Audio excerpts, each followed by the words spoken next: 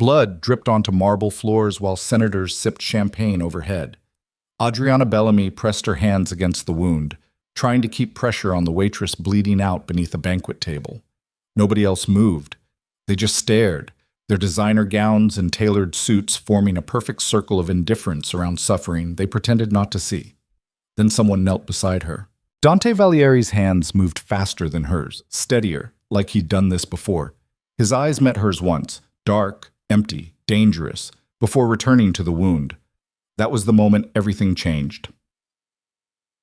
Okay, before we dive into this story, hit that like button and drop a comment with your city name so I can see how far this tale travels. Now let's begin. The invitation arrived 3 days before Adriana's employer collapsed in his studio, clutching his chest while varnish fumes still hung thick in the air. She'd been cleaning brushes when Giovanni Rossetti hit the floor, his face gray, his breathing shallow and wet.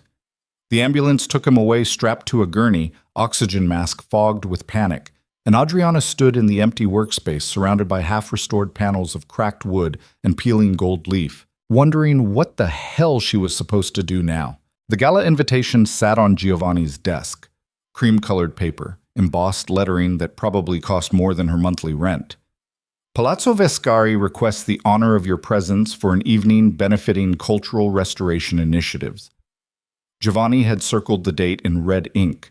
He'd scribbled notes in the margins about potential donors, about making connections, about how important this night could be for their little restoration business. Now he was in intensive care and Adriana was holding an invitation to a world she had no business entering. She went anyway, not because she wanted to, because Giovanni's nurse called from the hospital and told her in a flat, exhausted voice that the old man was asking about the gala. Worrying about missed opportunities even while hooked up to machines monitoring his failing heart. So Adriana dug through her closet until she found the only dress she owned that didn't look like it came from a thrift store clearance rack, pinned her dark hair into something approximating elegance, and took 3 buses across the city to Palazzo Vescari. The palazzo sat like a monument to wealth she couldn't begin to comprehend. Marble columns, arched windows glowing with warm light, luxury cars lined up along the circular drive like glossy predators waiting to strike. Adriana walked past them wearing shoes that pinched her feet and a dress that fit well enough if she didn't breathe too deeply, carrying a clutch purse she'd borrowed from her roommate. She felt like a fraud before she even reached the entrance. Inside was worse. Crystal chandeliers hung from frescoed ceilings. Servers in crisp uniforms moved through crowds carrying champagne that probably cost more per bottle than Adriana made in a week. The guests wore wealth like armor, diamonds at throats, watches that could fund a year of art restoration, suits tailored so perfectly they looked like second skins. Everyone belonged here except her. Adriana pressed her back against a marble column and tried to remember how to breathe normally. She'd come to represent Giovanni, to make connections, to smile and nod and pretend she understood the language these people spoke. But nobody was looking at her. Nobody cared about the nervous girl in the decent but not designer dress standing alone near the wall, clutching a glass of champagne she was too anxious to drink. She watched them instead. The politicians with practiced smiles and dead eyes. The businessmen laughing too loud at jokes that weren't funny. The women draped in silk and cruelty, their conversations sharp enough to draw blood. This wasn't a charity gala. This was a feeding ground, and Adriana had walked in alone without realizing she was prey. She was considering leaving, just walking out and dealing with Giovanni's disappointment later, when the atmosphere changed. The shift was subtle at first. Conversations didn't stop, but they lowered. People turned, almost unconsciously, toward the main entrance. The room didn't grow louder. It grew focused, like a predator catching a scent. Dante Valieri arrived without fanfare. No announcement, no grand entrance. He simply walked through the doors, flanked by 2 men in dark suits who looked like they knew 100 ways to kill someone quietly. Dante himself wore black, perfectly tailored, understated, expensive in the way that didn't need to announce itself. He was younger than Adriana expected, maybe early 30s, with dark hair swept back from a face that belonged on Renaissance sculptures. Handsome in a way that made her instinctively take a step backward. But it wasn't his looks that made the room react. It was the violence barely contained beneath the surface. Adriana had spent years working with damaged things. She knew how to spot the places where wood had splintered, where paint had cracked, where something beautiful had been broken and poorly repaired. Dante Valieri moved like someone who'd been shattered and put back together with steel and fury instead of glue. People lowered their eyes when he passed. Not in respect, in self-preservation. The rumors followed him like smoke, whispered in corners when people thought no one was listening. Organized crime, disappearances, blood-soaked revenge against anyone stupid enough to cross the Valieri family. Adriana had heard the stories secondhand, dismissed them as urban legends fed by too many crime dramas and too much wine. Now, watching Dante move through the crowd with the kind of presence that made powerful men step aside without realizing they were doing it, she wondered if the rumors weren't dark enough. He stopped near the center of the ballroom, accepting a glass of champagne he didn't drink. His eyes swept the room, cold, calculating, missing nothing. Adriana pressed herself harder against the column, irrationally certain that if his gaze landed on her, something terrible would happen. It didn't. He looked right through her like she was furniture. She exhaled slowly. That's when the waitress fell. The crash echoed through the ballroom like a gunshot. Crystals shattered. Champagne exploded across marble in a golden spray. The young server hit the floor hard, her tray spinning away. Her ankle twisted at an angle that made Adriana's stomach turn. The room went silent. Not the concerned silence of people rushing to help. The awkward silence of witnesses trying to decide if this disaster was worth acknowledging, or if ignoring it would be less socially complicated. The waitress tried to stand, gasping, her face white with pain. She couldn't put weight on her ankle. Blood bloomed through her torn stocking where she'd landed in the shattered glass. She looked around desperately for help that wasn't coming. Adriana moved without thinking. She crossed the ballroom floor, dropped to her knees in the broken glass, and wrapped an arm around the waitress's shoulders. "Don't move. You're cut. Let me look." The girl was maybe 19, terror and humiliation warring in her expression. "I'm sorry. I'm so sorry.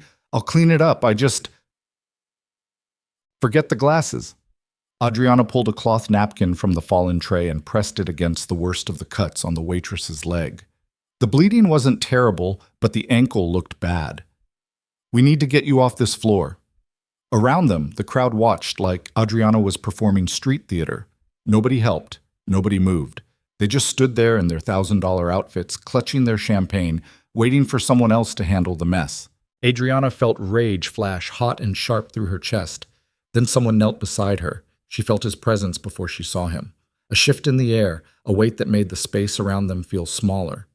When she looked up, Dante Valieri was crouched in the broken glass, his expensive suit jacket touching the floor, his hands already reaching for the waitress's injured ankle. "Don't move it," he said.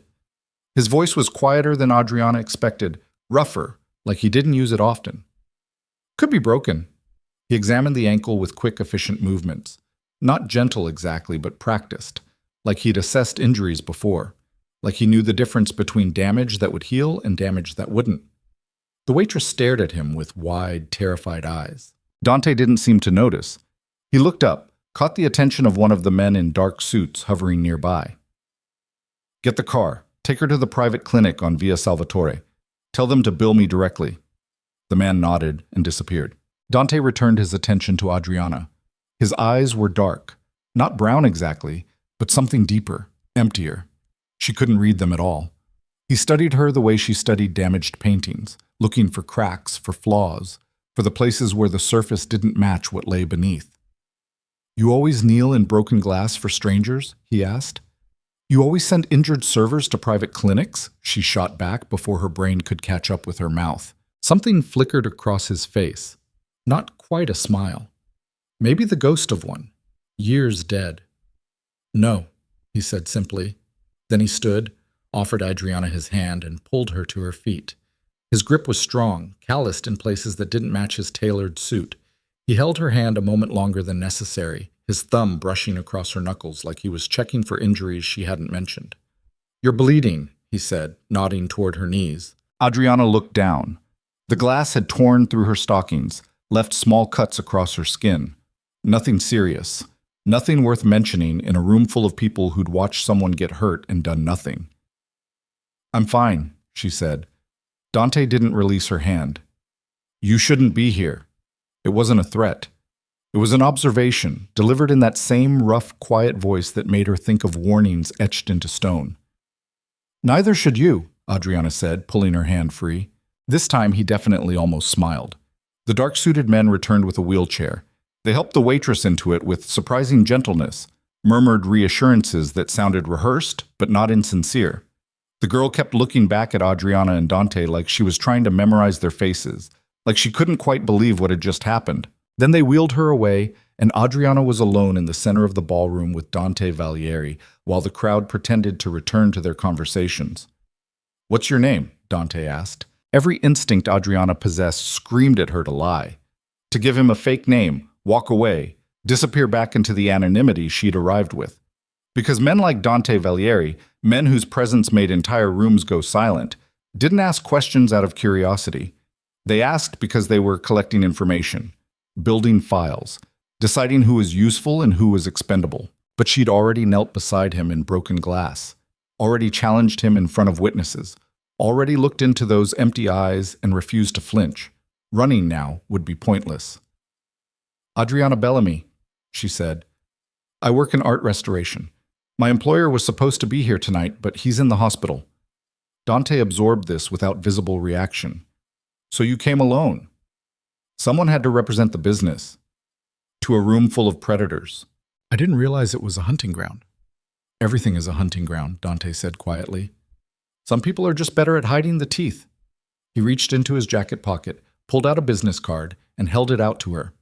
Heavy cardstock, minimal design, just a name, Dante Valieri, and a phone number. "If you need anything," he said, "call." Adriana stared at the card like it might explode. "Why would I need anything from you?" "Because you walked into this room alone, wearing honesty like armor in a place built on lies." His expression didn't change, but something shifted in his eyes. Recognition, maybe, or warning. "That makes you either very brave or very stupid. Either way, you'll need help eventually." He turned to leave. "Wait," Adriana said before she could stop herself. "That girl, the waitress. You'll really pay for her treatment?" Dante looked back at her. For a moment she thought he wouldn't answer. Then he said, "Yes." "Why?" "Because you asked me to." "I didn't ask you for anything." "You knelt in broken glass while everyone else stood and watched," Dante said. "That was louder than asking." Then he walked away, his guards falling into formation around him, and Adriana stood alone in the center of the ballroom holding a business card she should have thrown away immediately. She didn't throw it away. She slipped it into her clutch purse and tried to forget about the way Dante's eyes had looked when he'd studied her face, like he was memorizing every detail, cataloging every flaw, deciding if she was worth keeping or worth destroying. The rest of the gala blurred together. Adriana made polite conversation with a few potential donors, collected business cards she'd probably never use, and counted the minutes until she could leave without being rude. By the time she made it back to her apartment, her feet ached, her knees stung, and exhaustion pressed down on her shoulders like physical weight. She kicked off the torture devices she'd been calling shoes, peeled off her torn stockings, and collapsed onto her secondhand couch. Her phone buzzed. A text from the hospital. Giovanni's stable, asking about the gala. How did it go? Adriana stared at the message, trying to figure out how to answer. "Fine," she typed eventually. "Made some connections. We'll tell you more tomorrow." She dropped the phone onto the couch cushion and closed her eyes. Sleep didn't come. She kept seeing Dante's face, not the polished exterior he'd shown the ballroom, but the moment right after the waitress fell, when something almost human had flickered across his expression before the emptiness returned. Like he'd remembered, just briefly, what it felt like to care about suffering, then forgotten again. Around 2 a.m, Adriana gave up on sleep. She made coffee, opened her laptop, and did what any reasonable person would do after meeting a man rumored to have organized crime connections. She researched him. The internet offered plenty of rumors and very few facts. Dante Valieri, heir to a fortune built on real estate development and private investments. Educated in London, returned to Italy 5 years ago after his father's death. Reclusive, rarely photographed, surrounded by speculation that ranged from plausible to absurd. The crime connections were mentioned everywhere, but proven nowhere. Whispers about money laundering, about violence carried out by men who answered to the Valieri name, about people who'd crossed Dante and quietly disappeared, but no arrests, no charges, no evidence beyond gossip and fear. Then Adriana found the article about Celia Valieri, Dante's younger sister, dead at 23 during a political fundraising gala. The official report called it a tragic accident.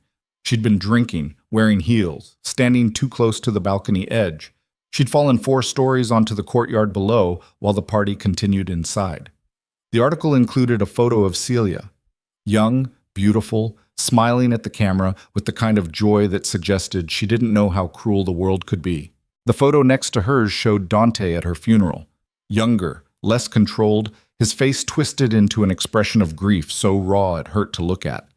He stood alone beside the casket while crowds of mourners kept their distance, like even in death, his sister's tragedy was too violent to touch. Adriana closed the laptop. She thought about the way Dante had moved through the ballroom, controlled, calculated, dangerous. She thought about the emptiness in his eyes when he'd looked at her. She thought about what it must feel like to lose someone you loved while surrounded by people who treated their death like entertainment. Maybe the rumors were true.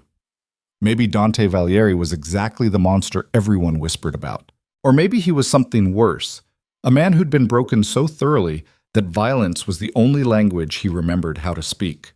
Adriana should have thrown away his business card.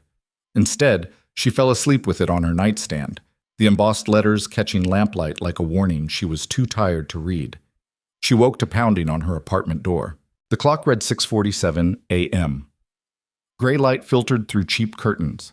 Adriana stumbled out of bed, still wearing yesterday's clothes, her mouth dry and her head fuzzy with too little sleep. The pounding continued.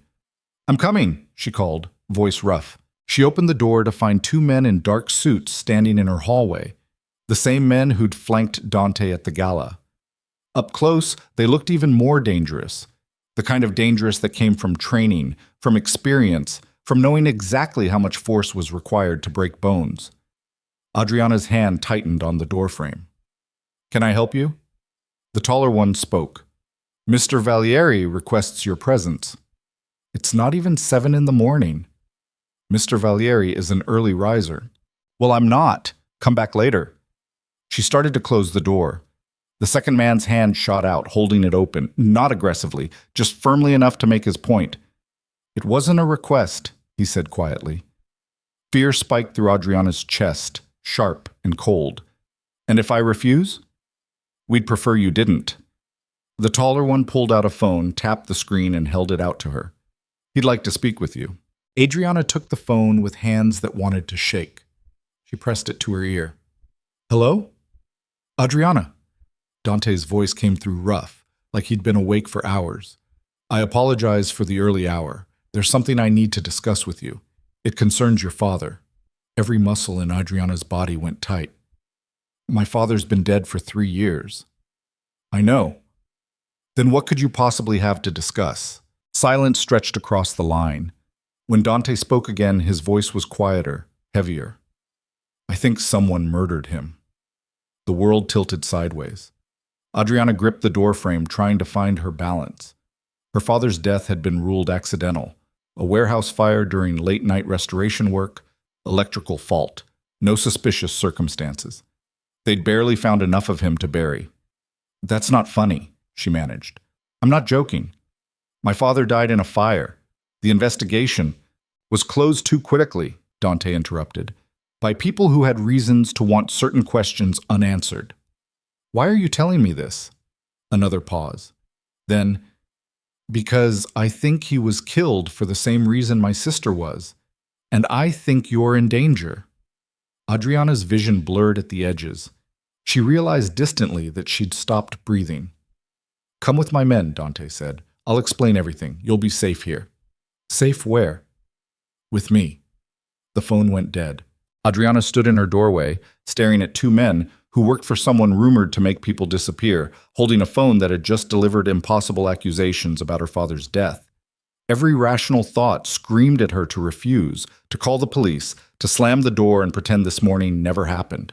But underneath the fear, something else stirred.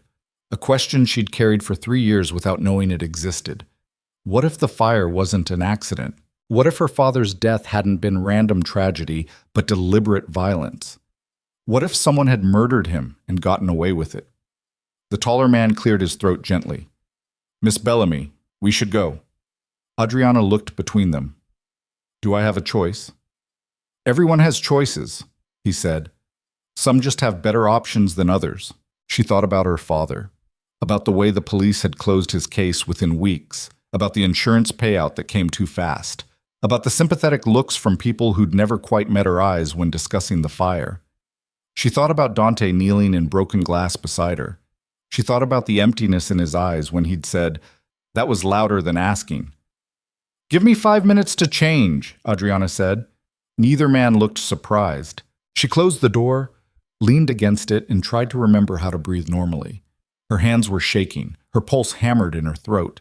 Every survival instinct she possessed was screaming at her to run, to hide, to refuse whatever Dante Valieri was offering. But she didn't run. She changed into jeans and a sweater, grabbed her phone and wallet, and walked out the door with two men who might be leading her to answers or might be leading her to her own disappearance.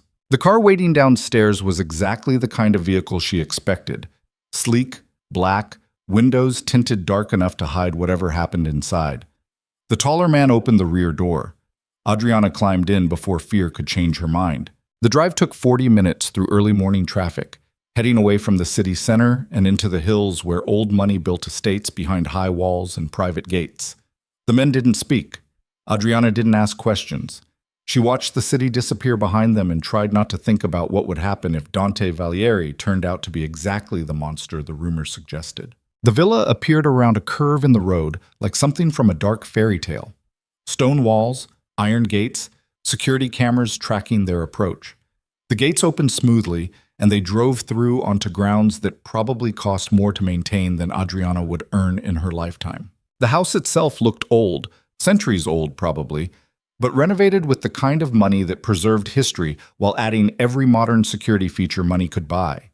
Cameras, motion sensors, armed guards stationed at intervals that suggested military training rather than simple private security. The car stopped in a circular drive. The taller man opened Adriana's door. "This way, Miss Bellamy."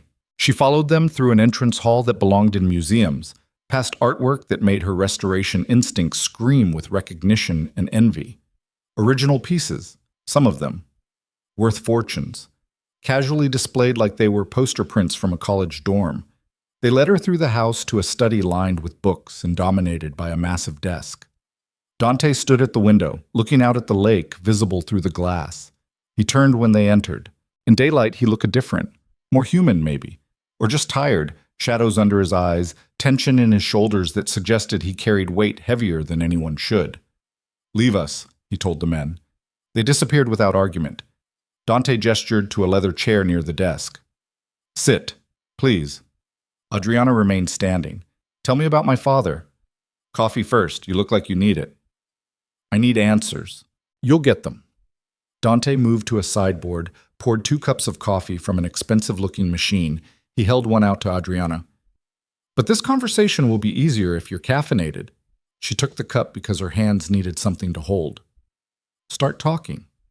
Dante returned to the window, coffee untouched in his hand. For a long moment, he just stared at the lake beyond the glass. 3 years ago, he said finally, your father was working on restoration projects for several private collectors. One of those collectors was Vittorio De Luca. Adriana's breath caught. Even she'd heard of De Luca. Old money, political connections, whispered ties to organized crime that never quite materialized into charges. "My father restored paintings for a lot of people," she said carefully. "He did. But De Luca's collection was special. Pieces from abandoned churches, private archives, artwork that hadn't been documented properly in decades." Dante turned to face her. "Your father discovered something while working on those pieces. Something hidden." "Hidden how?" "Financial ledgers, concealed inside the frames, the backing boards, sometimes painted over and sealed into the artwork itself." Dante's expression didn't change, but his voice dropped lower. "Evidence of money laundering, bribery, connections between criminal organizations and legitimate businesses. Decades worth of evidence." Adriana's coffee cup trembled in her hands. "That's insane. Your father thought so too." "At first." Dante moved closer, his eyes locked on hers. Then he started finding connections, patterns. He realized he'd stumbled onto something massive, a network using historical artwork to hide financial crimes. And you think this got him killed? I know it did. How? Dante reached into his desk drawer and pulled out a folder. He opened it on the desk surface, revealing photographs, documents, newspaper clippings, all related to warehouse fires, electrical faults, accidents that killed people who worked in art restoration or archives. Your father wasn't the first, Dante said quietly, and he won't be the last. Adriana set down her coffee before she dropped it. Her hands were shaking too badly to hold anything steady. Why are you showing me this? Because I think your father hid evidence before he died, and I think whoever killed him is still looking for it. Why would you care?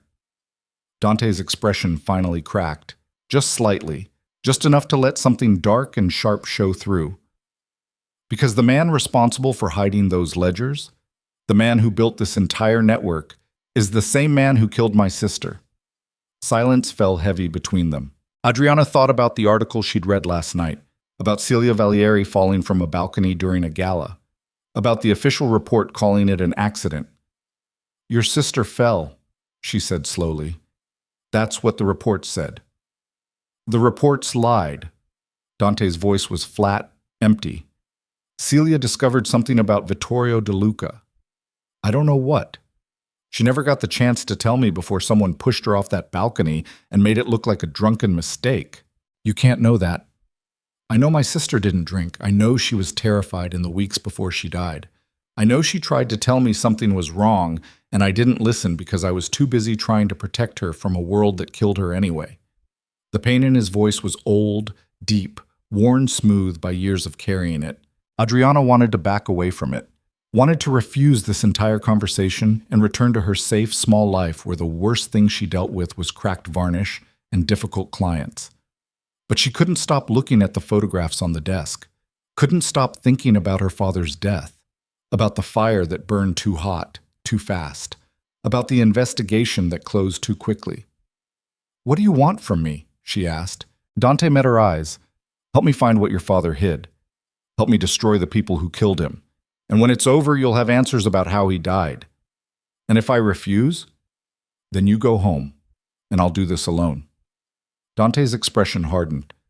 But understand that De Luca knows your father had a daughter.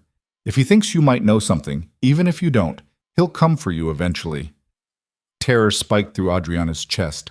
So what are you offering? Protection? Yes. In exchange for what? Becoming bait? In exchange for justice, Dante said quietly. For your father. For my sister. For everyone destroyed by men like Vittorio De Luca who think money and power make them untouchable. Adriana's vision blurred. She realized she was crying, silent tears tracking down her face while her hands clenched into fists at her sides. She thought about her father, about the way he'd smelled like linseed oil and old wood, about how gently he'd handled damaged things, about the patience in his hands when teaching her to restore broken artwork. She thought about him dying alone in a warehouse fire while someone watched and called it an accident. Okay, she whispered.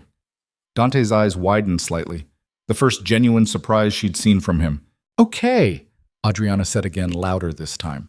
I'll help you, but I want the truth about what happened to my father. All of it. You'll get it? And when this is over, I walk away. No strings, no obligations, no debt. Agreed. They stared at each other across the desk, a broken man seeking vengeance and a frightened woman seeking truth, bound together by deaths neither of them had been able to prevent. Adriana wondered if she'd just made a deal that would get her killed. Dante wondered if Mercy had finally found him someone worth protecting. Neither of them knew they were both wrong, because outside, beyond the villa's walls and security systems, men were already moving into position, men who worked for Vittorio De Luca, men who'd been watching Adriana since the moment Dante's guards picked her up. And in a penthouse office overlooking the city, De Luca himself studied a photograph of Adriana Bellamy with cold, calculating interest. So, he murmured to the empty room. Dante's found himself a weakness. He smiled. The villa had too many doors. Adriana noticed this first, how every hallway seemed to branch into 3 more, how rooms connected through passages she hadn't seen on first glance, how the whole place felt designed for people who needed multiple escape routes. She followed Dante through corridors lined with artwork worth more than her entire neighborhood. past windows that showed nothing but manicured grounds and the glittering lake beyond, and tried not to think about how far she was from anything resembling safety. He stopped at a heavy wooden door, pulled a key from his pocket, and unlocked it with a decisive click. "This is yours," he said, pushing it open. The room beyond looked like it belonged in a boutique hotel. King bed with actual quality linens, furniture that matched, windows overlooking the lake with curtains that probably cost more than Adriana's monthly rent. A bathroom visible through an open door, marble, rainfall shower, the kind of luxury she'd only seen in magazines. "I don't need all this," Adriana said. "You need somewhere to sleep." Dante gestured toward a dresser. "There are clothes, they should fit.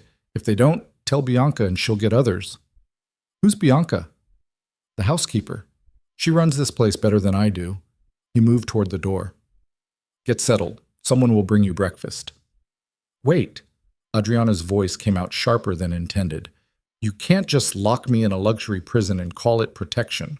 Dante turned back slowly. "The door doesn't lock from the outside. But I can't leave." "You could. I wouldn't recommend it." "Because I'm bait.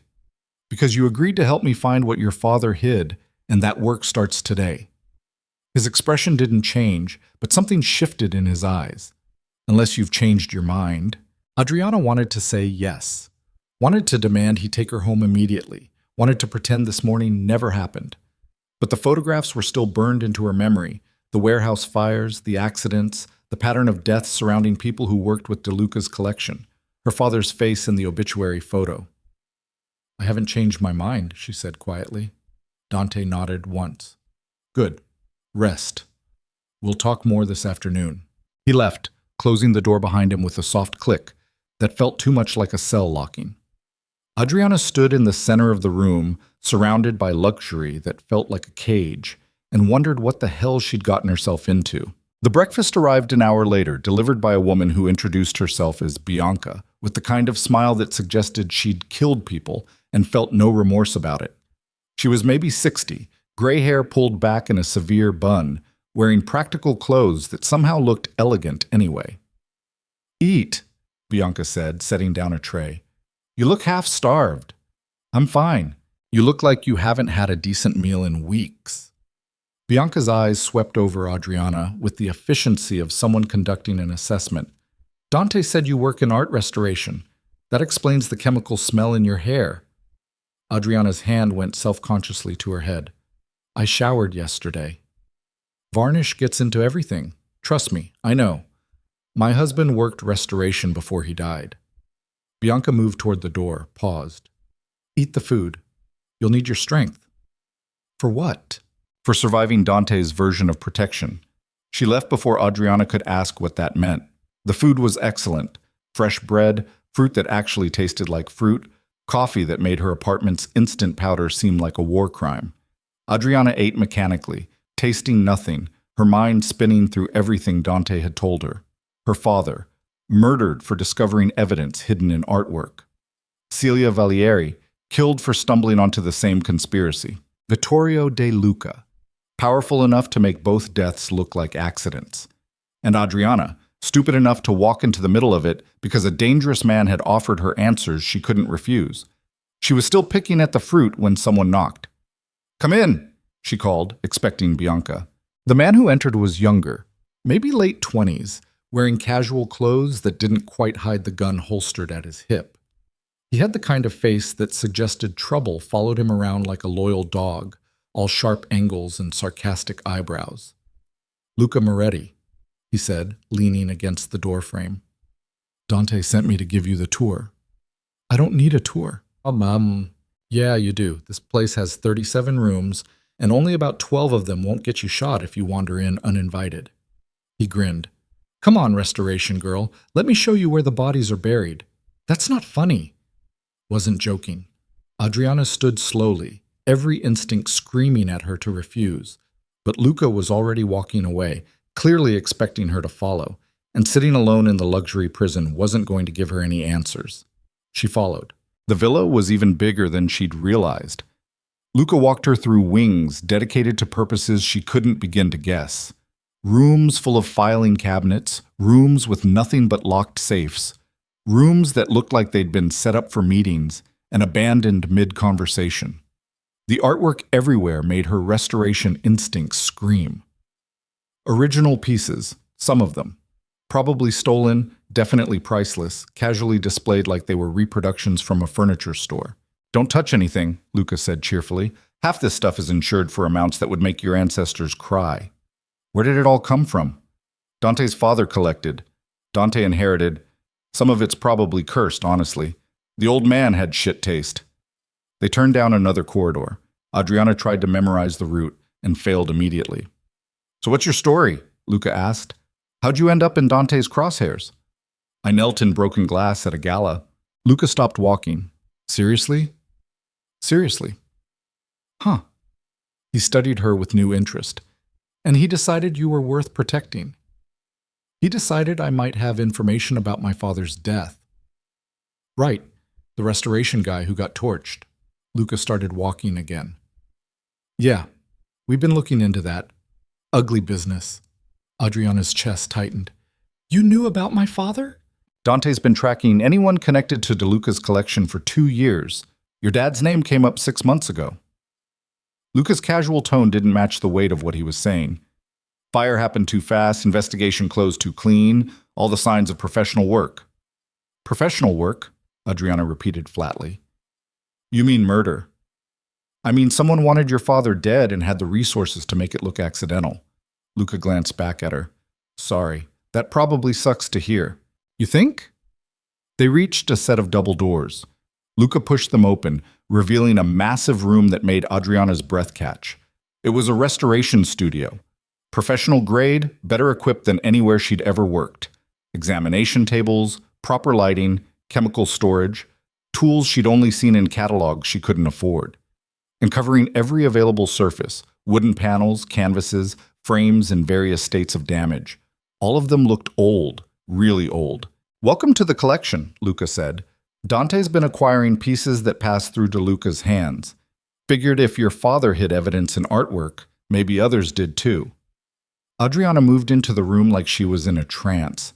Her hands itched to touch the damaged wood, to examine the cracked varnish, to start the careful work of revealing what lay beneath centuries of dirt and repair. She stopped in front of a panel showing a Madonna and Child, the paint flaking, the wood warped, the whole thing probably 16th century and definitely worth a fortune.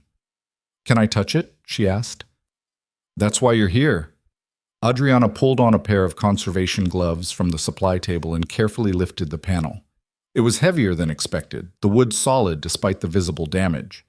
She turned it over, examining the backing. Someone had repaired this. Recently. Within the last decade, judging by the type of adhesive used, her father's work. She'd know his technique anywhere, the precise application, the minimal intervention, the respect for the original materials. He'd touched this piece. His hands had been exactly where hers were now. "You okay?" Luca asked. Adriana realized she was crying, silent tears tracking down her face while she held a painting her dead father had restored. "Yeah," she lied, I'm fine. Right. And I'm a priest." Luca's voice gentled slightly. "Look, I know this is heavy, but Dante thinks these panels might contain the evidence we need. If you can find it, I'll find it." The words came out harder than intended, sharp with grief and anger and determination she hadn't known she possessed. Luca smiled. "Good. Because we're running out of time." "What does that mean?" "Means DeLuca knows Dante's been collecting these pieces. Means he's getting nervous. Means people are about to start dying faster." Luca moved toward the door. "I'll leave you to it. Yell if you need anything. Try not to break the priceless historical artifacts." He left. Adriana stood alone in the restoration studio, surrounded by damaged artwork and her father's ghost, and got to work. The first panel revealed nothing. She examined every inch, the wood grain, the paint layers, the backing boards, the frame joints. Nothing hidden, nothing unusual except the damage time and neglect had inflicted. The second panel was the same. The third panel made her pause. The backing board sat wrong. Too thick for the period, too new for the frame.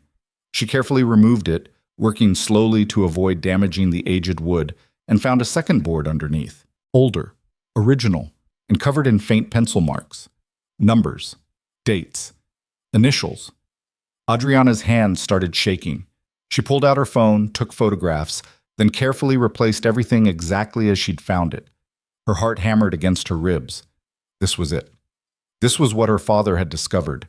Evidence hidden so carefully that only another restorer would think to look for it. She needed to tell Dante. Adriana left the studio, tried to retrace her steps through the villa, and got immediately lost. The corridors all looked the same. Every turn led to 3 more options. She was about to give up and just start yelling for help when she heard voices. Can't keep her here indefinitely.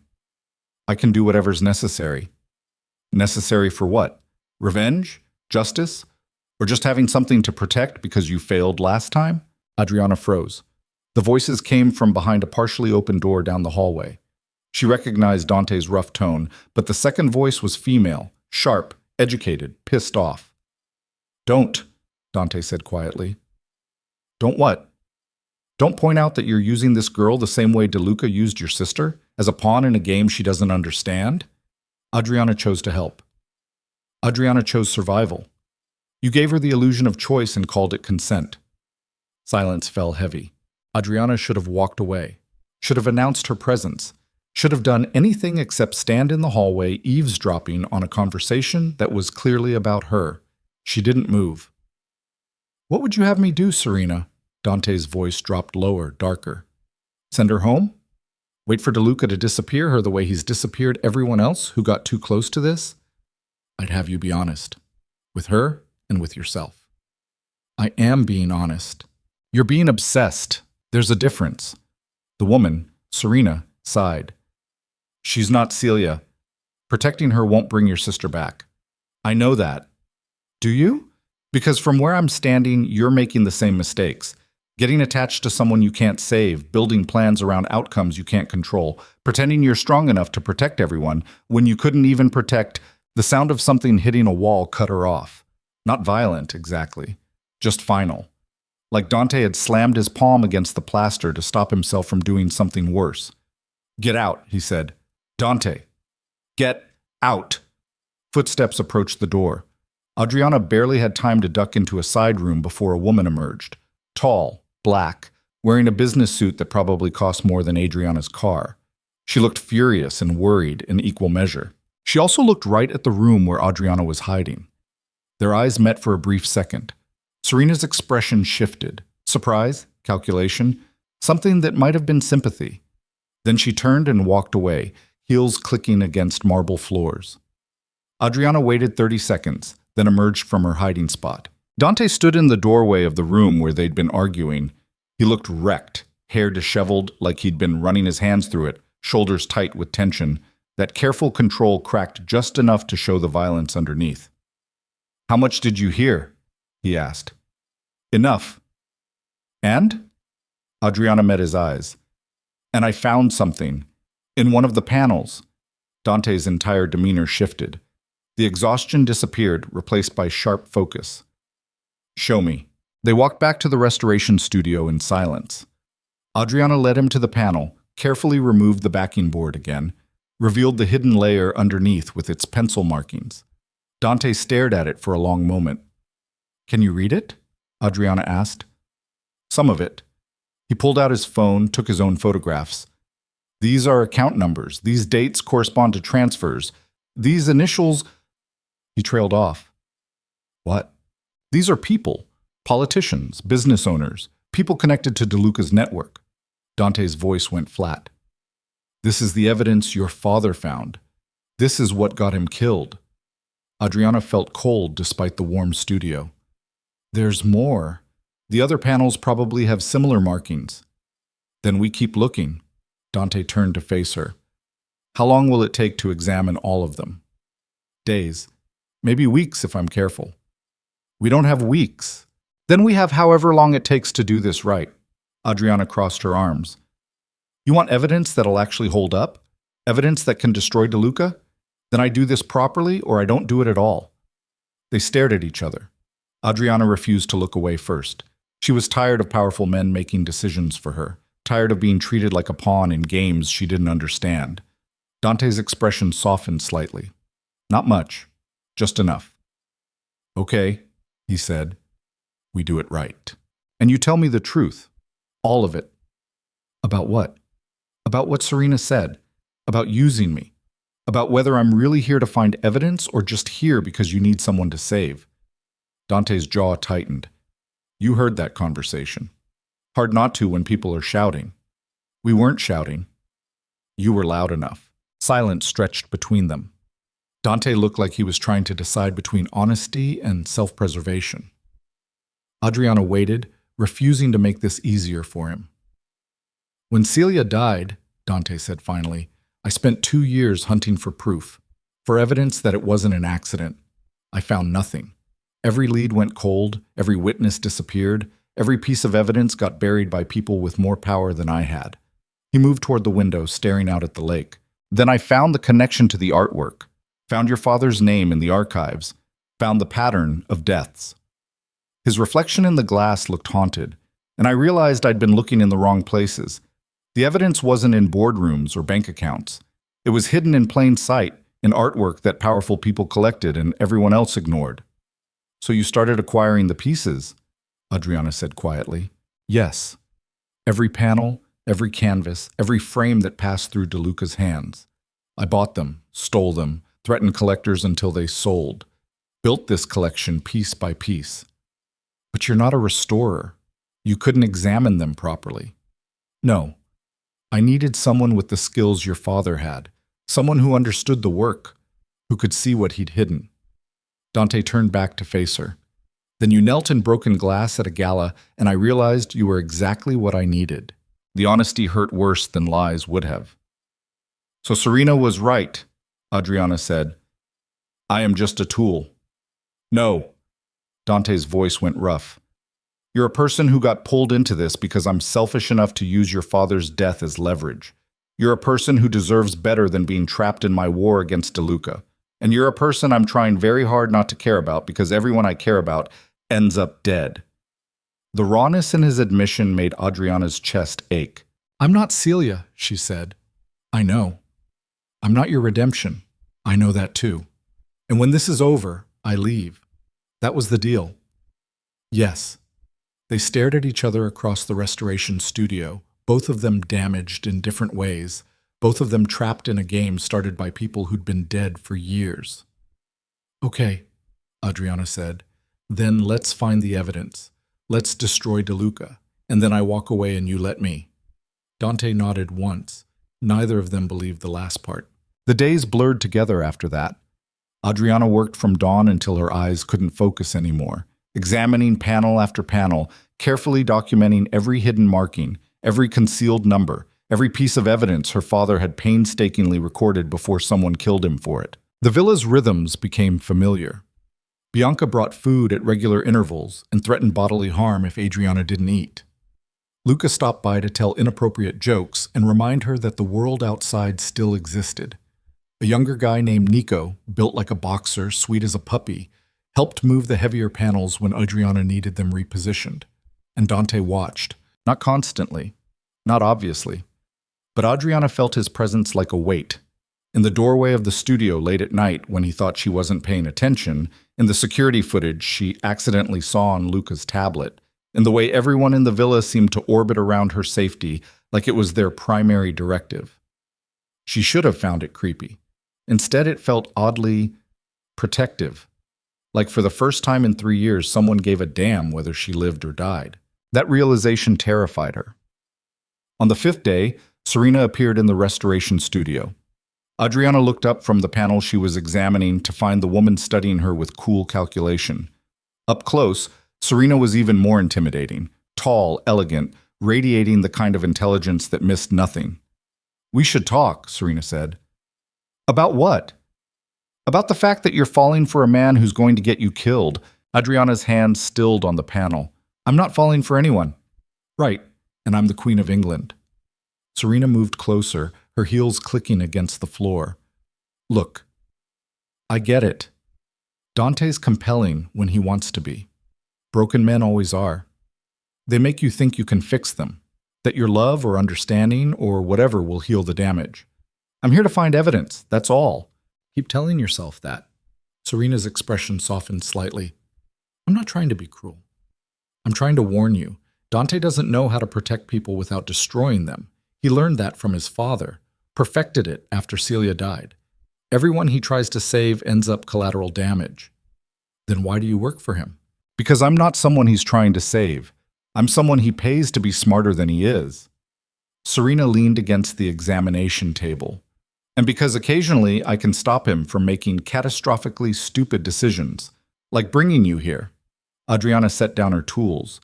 If you think I'm such a terrible idea, why haven't you made him send me away? I tried. You heard that argument. Serena's smile was sharp. But Dante's decided you're worth protecting, which means my job is damage control. So here's the control. When this goes to hell, and it will go to hell, you run. You don't try to save him. You don't sacrifice yourself for some romantic notion of loyalty. You run, and you don't look back. You really think it's going to end that badly? I think Dante's been planning his revenge against DeLuca for 2 years. I think he's finally close enough to taste it. And I think desperate, violent men don't make good decisions when the thing they want most is finally within reach. Serena straightened. So yeah, I think this ends with blood and bodies and the kind of damage that doesn't heal. She left before Adriana could respond. The panel in front of Adriana was still half examined, the hidden markings still waiting to be documented. But her hands were shaking too badly to continue. She thought about Dante's eyes, the emptiness there, the violence barely contained. She thought about the way he moved through the villa like a ghost, present but not quite alive. She thought about what Serena said, about protection becoming destruction, about love turning into collateral damage. Then she thought about her father, about justice, about the evidence hidden in artwork that might finally destroy the man responsible for so much death. She picked up her tools and got back to work. That night, gunfire shattered the silence. Adriana jerked awake to the sound of bullets tearing through glass. She rolled out of bed on instinct, hit the floor hard, her heart hammering. More gunfire, automatic weapons, multiple shooters, the distinctive crack of rounds hitting stone. Her door burst open. Luca stood there, gun drawn, face grim. Basement, now. What's happening? DeLuca's men found us. Move. He grabbed her arm, hauled her into the corridor. The villa had transformed into a war zone. Armed men running tactical formations, orders shouted in Italian, the distinct percussion of return fire coming from multiple positions. Luca pulled her down a staircase Adriana had never seen before, through a door that looked like part of the wall, into a basement that felt like a bunker. Other people were already there. Bianca, checking ammunition in a handgun like this was routine. Nico, bleeding from a cut on his forehead, but still standing. Serena, typing frantically on a laptop. Sit, Luca ordered, pushing Adriana toward a chair. Don't move. He disappeared back up the stairs. Adriana sat, trying to process what was happening. DeLuca's men, here, attacking Dante's home with enough firepower to start a war. How many? Serena asked without looking up from her laptop. 8 that we've counted, Bianca replied. Professional crew, they knew exactly where to hit the security gaps. Inside information. Has to be. The implications of that hung heavy in the air. Someone in Dante's organization had betrayed him. Someone had told DeLuca exactly how to breach the villa's defenses. More gunfire rattled overhead. Something exploded, probably a flashbang based on the concussive thump, shouting in Italian, some of it too distant to make out. Then silence. The kind of silence that felt worse than noise. Adriana's hands were shaking. She pressed them against her thighs, trying to stop the trembling, trying to breathe normally despite the terror clawing at her chest. Footsteps on the stairs. Everyone in the basement went tense. Serena's hand moved toward a gun on the table. Bianca's fingers settled on her trigger. Nico positioned himself between the stairs and Adriana. Dante appeared, covered in blood that probably wasn't his, carrying a rifle like it was part of his body.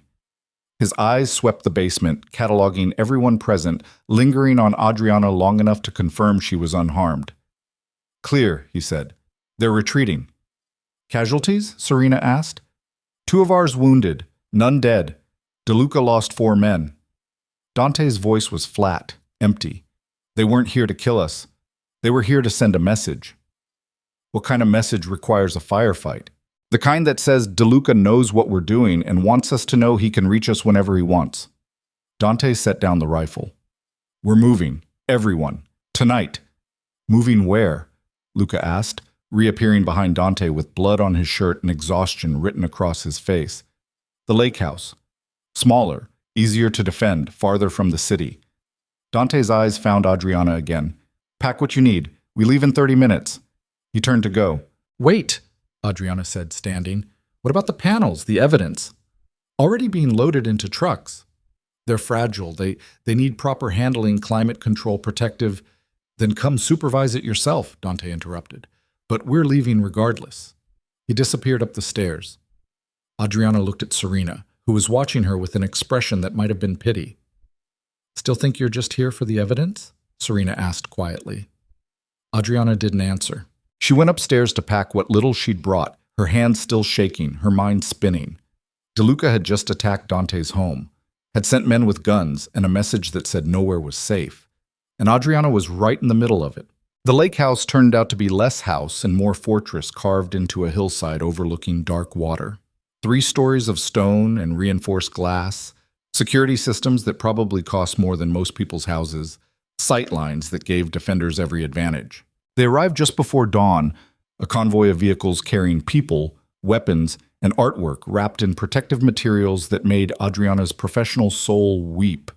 She supervised the unloading personally, directing where each panel should go, how they should be stored, which ones needed immediate climate stabilization. Dante watched from a distance, rifle still in his hands, eyes scanning the tree line like he expected another attack at any moment. Maybe he did. When the last panel was safely stored in what passed for the lake house's restoration space, smaller than the villa's studio but well-equipped, Adriana found Dante on the terrace overlooking the water. "We need to talk," she said. "About what?" "About the fact that men just tried to kill us. About the fact that someone in your organization betrayed you. About the fact that I signed up to find evidence, not get caught in a war." Dante didn't turn around. "You want to leave. I want to understand what I'm actually doing here. You're helping me destroy the man who killed your father. By becoming a target myself? By being the only person who can find evidence hidden so well that DeLuca's spent 3 years looking for it." Dante finally faced her. In the pre-dawn light, he looked older, more worn. "Your father documented decades of criminal activity. He hid it in artwork because he knew that's the last place people like DeLuca would think to look. And he died before he could tell anyone where to find it. So I finish his work. Yes. And then what? DeLuca kills me too? No." Dante's voice went hard. "Then I kill DeLuca." The certainty in his tone made Adriana's breath catch. "You can't guarantee my safety," she said quietly. "No, but I can make sure that if something happens to you, the man responsible doesn't survive to celebrate it." It was the most honest thing he'd said to her. Adriana stared at him, this broken, violent man who'd pulled her into his war and promised her nothing except vengeance. She should have demanded he take her home, should have walked away while she still could. Instead, she said, "The panels. I need better lighting in the restoration space, and more conservation supplies. If we're going to do this, we do it right." Something shifted in Dante's expression, not quite relief, maybe recognition. "Make a list," he said. "Luca will get whatever you need." He started to walk away. "Dante," Adriana called. He stopped. "Serena said everyone you try to protect ends up collateral damage. Is that true?" Silence stretched between them. When Dante spoke, his voice was barely above a whisper. "Yes." Then he left her alone on the terrace while dawn broke over the lake, and Adriana realized she'd just chosen to stay anyway. The next week passed in a blur of careful restoration work and mounting paranoia. Adriana examined panels while armed guards rotated shifts outside the restoration space.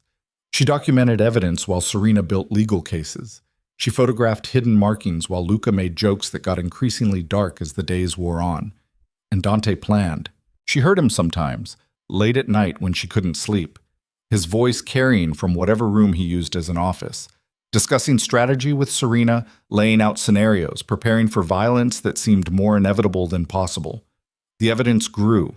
Account numbers, transfer dates, initials of people involved in money laundering, bribery, murder.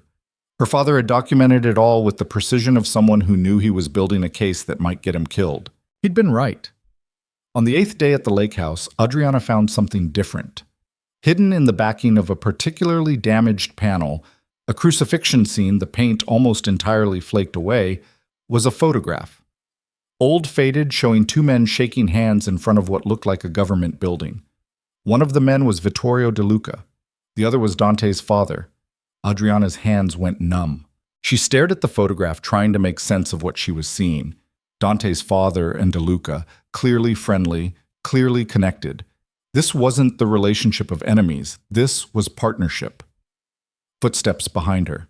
She turned to find Dante in the doorway, his expression unreadable. "How long have you been standing there?" she asked. "Long enough."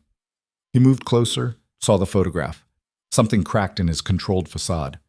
"Where did you find that?" "In this panel. It was hidden in the backing with—" She trailed off, realizing what else was there. More photographs. Documents. Evidence of a connection between the Valieri and De Luca families that went back decades. "My father worked with De Luca," Dante said flatly. "They built the money laundering network together. Then my father tried to go legitimate, tried to separate himself from the organization, and De Luca killed Celia as punishment. You knew." "I suspected. Now I know." Adriana felt sick.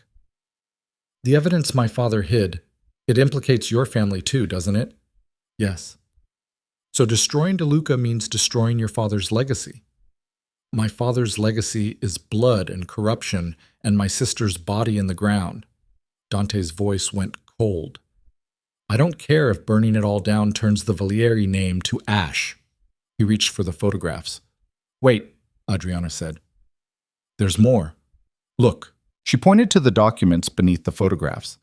Financial records showing transfers between the Valieri and De Luca organizations dated just weeks before Celia's death, and handwritten notes in margins in writing she recognized, her father's handwriting. Celia Valieri discovered the connection. She was going to expose both families. De Luca had her killed with Valieri's knowledge. The words sat on the page like an accusation. Dante read them once, then again. Then he turned and put his fist through the wall so hard the plaster cracked, and his knuckles came away bloody. Adriana didn't move. Dante stood with his bleeding hand pressed against the damaged wall, shoulders shaking, breathing like he'd just run miles. When he finally spoke, his voice was wrecked. "My father knew. He knew De Luca was going to kill her, and he let it happen to protect the business relationship. Dante, I spent 2 years thinking De Luca was solely responsible. 2 years hunting for revenge against the wrong enemy." He laughed, bitter and broken. "My father killed her. He just had De Luca do it for him." Adriana wanted to touch him, to offer comfort, to do something, but she'd seen men this close to shattering before. Sometimes comfort made it worse. "What do we do with this?" she asked quietly. Dante pulled his hand away from the wall, looked at his bloody knuckles like he was surprised to find them damaged. "We use it, all of it. We expose everyone, De Luca, my father's organization, everyone who had a hand in Celia's death. We burn it all down and make sure the fire's hot enough that nothing survives. That'll destroy you too." "I don't care." "Dante, I don't care," he repeated, louder. "Don't you understand? Everyone I've loved is dead. Everyone I've tried to protect has been taken from me. The only thing I have left is making sure the people responsible don't get to keep living while she's in the ground." His eyes finally met hers, and what Adriana saw there made her chest ache. Not emptiness, worse. The kind of grief that had fermented into poison, eating him alive from the inside. "Okay," she said. "Okay, what?" "Okay, we burn it all down, but you have to promise me something." "What?" "That when it's over, when De Luca's dead and the evidence is public and justice is done, you don't follow them into the ground." Adriana moved closer, forcing him to look at her. "You don't get to use this as an excuse for suicide. You survive, even if it hurts. That's the deal." Dante stared at her like she'd spoken a language he didn't understand. "Why?" he asked. "Because someone has to remember what your sister was like before they killed her. Someone has to carry that memory into whatever comes after this. And it has to be you because I never knew her." Something in Dante's expression shifted. Not softened. He was too broken for that. But maybe fractured differently, like she'd hit a crack he didn't know existed. I can't promise that, he said quietly. Then promise to try. Adriana, promise to try. Silence stretched between them. Outside, the lake lapped against the shore. Inside, Adriana could hear her own heartbeat, too fast, too loud. Finally, Dante nodded. It wasn't a real promise. They both knew that. But it was something, and something was better than the nothing he'd been offering. Adriana turned back to the panel, back to the evidence that would destroy everyone involved in Celia's death, including Dante's own family. That's when the door burst open and Luca stumbled in, covered in blood, supporting Nico, who looked like he'd been shot. We have a problem, Luca gasped. Dante was moving before Luca finished speaking. What happened? Ambush. 2 miles down the road. They were waiting for our supply run. Luca helped Nico to a chair. The younger man was bleeding from his side, his breathing shallow. It's Emilio. He's working for DeLuca. The name hit Dante like a physical blow. Emilio Ferraro, the man who'd practically raised Dante after Celia died, the closest thing to family Dante had left. No, Dante said. I saw him, Nico managed through gritted teeth. He was directing the ambush. He knew our route, our timing, everything. Dante's face went blank. Not empty, worse. Like every emotion he possessed had just been locked away somewhere unreachable. Where is he now? His voice came out mechanical. Gone. They scattered when we returned fire. Luca looked at Dante with something like pity. Boss, I'm sorry.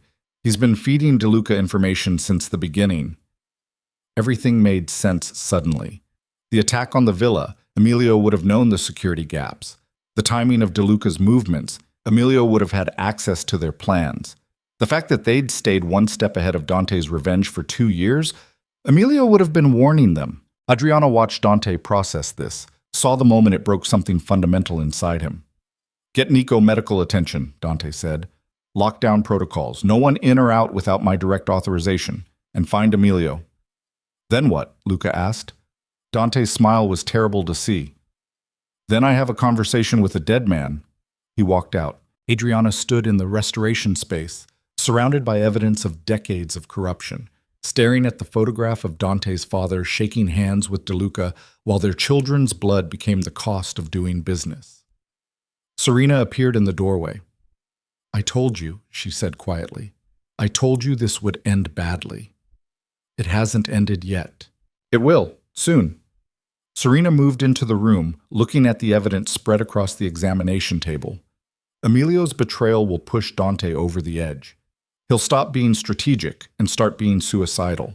And when that happens, everyone close to him becomes a target. So what do I do? You run, like I said. Adriana looked at the panels, at her father's careful documentation, at the truth hidden in artwork that had already cost so many lives. I can't, she said. Not yet. Then you're a fool. Probably. Serena studied her for a long moment. You're in love with him. It wasn't a question. Adriana wanted to deny it, wanted to claim she was just here for the evidence, for justice, for her father's memory. But standing in this room where she'd spent days carefully uncovering truth alongside a broken man who looked at her like she was the only thing keeping him human, she couldn't lie. Yeah, she said quietly. I think I am. Then you should know something, Serena said. Dante's planning to trade himself for you. Adriana's blood went cold. What? DeLuca doesn't want the evidence. He wants Dante dead. Once he realizes you've found everything hidden in these panels, he'll come for you to draw Dante out. And Dante will go because protecting you has become more important to him than revenge. He wouldn't. He would. He already is. Serena pulled out her phone, showed Adriana messages she shouldn't have been seeing, communications between Dante and intermediaries, negotiations being set up, terms being discussed. He's arranging a meet. Your safety in exchange for his life. The room tilted. Adriana gripped the examination table, trying to breathe normally, trying to think past the panic flooding her system. When? She managed. Soon. Maybe days, maybe hours if Emilio forces his hand. Why are you telling me this? Because someone needs to stop him. Serena's expression was unreadable. and you're the only person he might actually listen to." She left. Adriana stood alone in the restoration space, surrounded by evidence of conspiracy and murder, understanding finally that she'd walked into something far more dangerous than she'd ever imagined. Not the violence, not DeLuca's network or the men with guns or the attacks that had already scarred Dante's home. The danger was loving someone so broken that protecting you became their version of suicide. She thought about running, like Serena had advised. Instead, she carefully documented the last of the evidence, photographed every piece of her father's careful work, and prepared to do what desperate people always do. Something stupid. That night, while Dante was locked in his office planning whatever final confrontation he'd decided was worth dying for, Adriana made a phone call to a number she should never have had access to. The phone rang 3 times before a smooth, cultured voice answered. "Miss Bellamy," Vittorio De Luca said, "I've been hoping you'd call."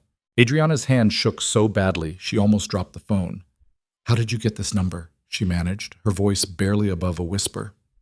Vittorio De Luca laughed, a warm, cultured sound that made her skin crawl. "My dear, I've had this number since the moment Dante brought you to his villa. I've been waiting for you to realize that calling me was your only real option. I haven't agreed to anything. Not yet, but you will." De Luca's tone shifted, became almost paternal. "You're a smart girl, Adriana. Smart enough to understand that Dante is planning something catastrophically stupid. Smart enough to know that when men like him decide to die for a cause, everyone around them becomes collateral damage." Adriana's chest tightened. "What do you want?" "A conversation, face to face. You bring me the evidence your father hid, and I ensure that no one else has to die for mistakes made decades ago." "You killed my father." "I eliminated a threat to my organization. There's a difference." No remorse in his voice, just clinical assessment. "Your father made the choice to document activities that weren't his concern. He knew the risks. He proceeded anyway." Rage flashed hot through Adriana's veins. He was trying to expose corruption. He was trying to play hero in a world that kills heroes. De Luca paused. "Much like Dante's sister did, much like you're attempting to do now. The pattern repeats because people refuse to learn from history." Celia was innocent. Celia was dangerous. She discovered connections between my organization and Dante's father that could have destroyed both families. She had to be neutralized. Still no emotion, just facts delivered like weather reports. Her death was unfortunate, but necessary. Adriana wanted to scream, wanted to throw the phone across the room, wanted to do anything except continue this conversation with a monster who discussed murder like it was a business expense. But she forced herself to breathe, to think, to remember why she'd made this call in the first place. "What do you want from me?" she asked again. "I told you, the evidence, all of it. Every photograph, every document, every piece of your father's careful documentation." De Luca's voice hardened slightly. "In exchange, I leave Dante alive. Broken, probably. Destroyed, certainly, but breathing." "Why would you do that?" "Because killing Dante makes him a martyr. Letting him live with the knowledge that he failed to protect yet another person he cares about? That's a far more effective punishment." The cruelty of it took Adriana's breath away. "You're insane," she whispered. "I'm practical. There's a difference." De Luca sighed. "You have 48 hours to decide, Miss Bellamy. After that, I stop being reasonable, and Dante's little fortress becomes a tomb for everyone inside it. Your choice." The line went dead. Adriana stood in the empty restoration space, phone still pressed to her ear, trying to process what had just happened. She'd called De Luca hoping to, what? Negotiate? Find leverage? Buy time? Instead, she'd just given him exactly what he wanted. Confirmation that the evidence existed and that she knew where it was. The door opened behind her. Adriana spun, heart hammering, expecting Dante or Serena or one of the guards who patrolled the lake house perimeter. Instead, Bianca stood there, holding a tray with tea she hadn't asked for, her expression unreadable.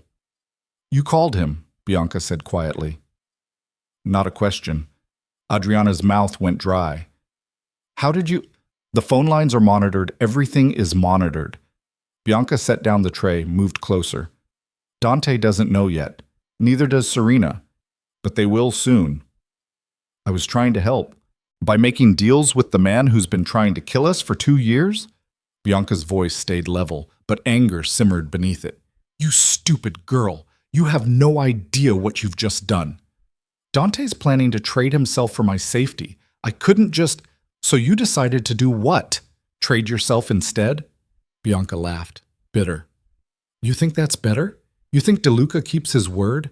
He'll take the evidence, kill you anyway, then come for the rest of us while we're mourning.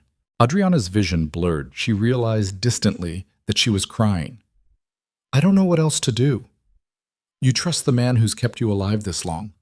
You let Dante handle DeLuca the way he's been planning to for years. You don't make amateur plays in professional wars. Bianca's expression softened slightly.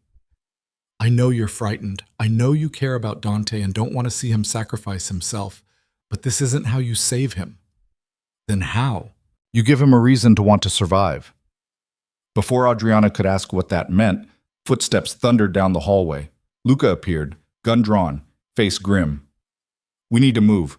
Now. What happened? Bianca asked.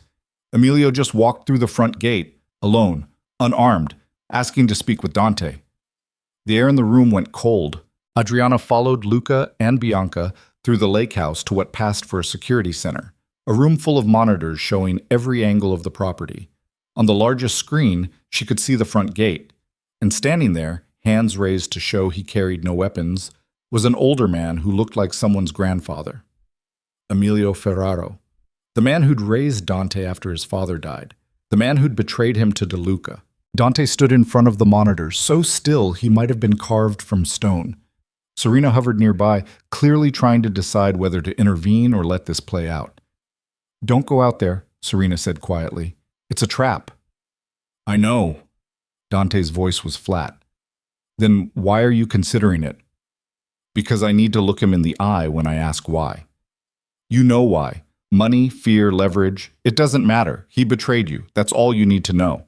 Dante finally moved, reaching for a handgun on the table. He checked the magazine, chambered around, tucked it into his waistband. Open the gate. Dante, open it.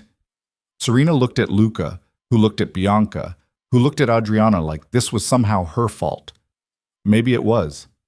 Maybe calling DeLuca had forced Emilio's hand, pushed this confrontation into happening before anyone was ready. The gate opened. Emilio walked through slowly, hands still raised, moving like someone approaching a wild animal. Dante met him in the circular drive, weapon visible but not drawn. Adriana watched from the window, her breath fogging the glass. You came alone, Dante said. His voice carried across the monitors, cold and empty. I came to explain. Emilio's voice was rougher, older, carrying decades of exhaustion. Before this ends the way it's going to end. There's nothing to explain. You sold me out to the man who killed Celia. I saved your life. Emilio lowered his hands slowly. Do you think DeLuca hasn't had opportunities to kill you over the last 2 years? Do you think the only reason you're still breathing isn't because I've been feeding him just enough information to keep him satisfied but not enough to let him win?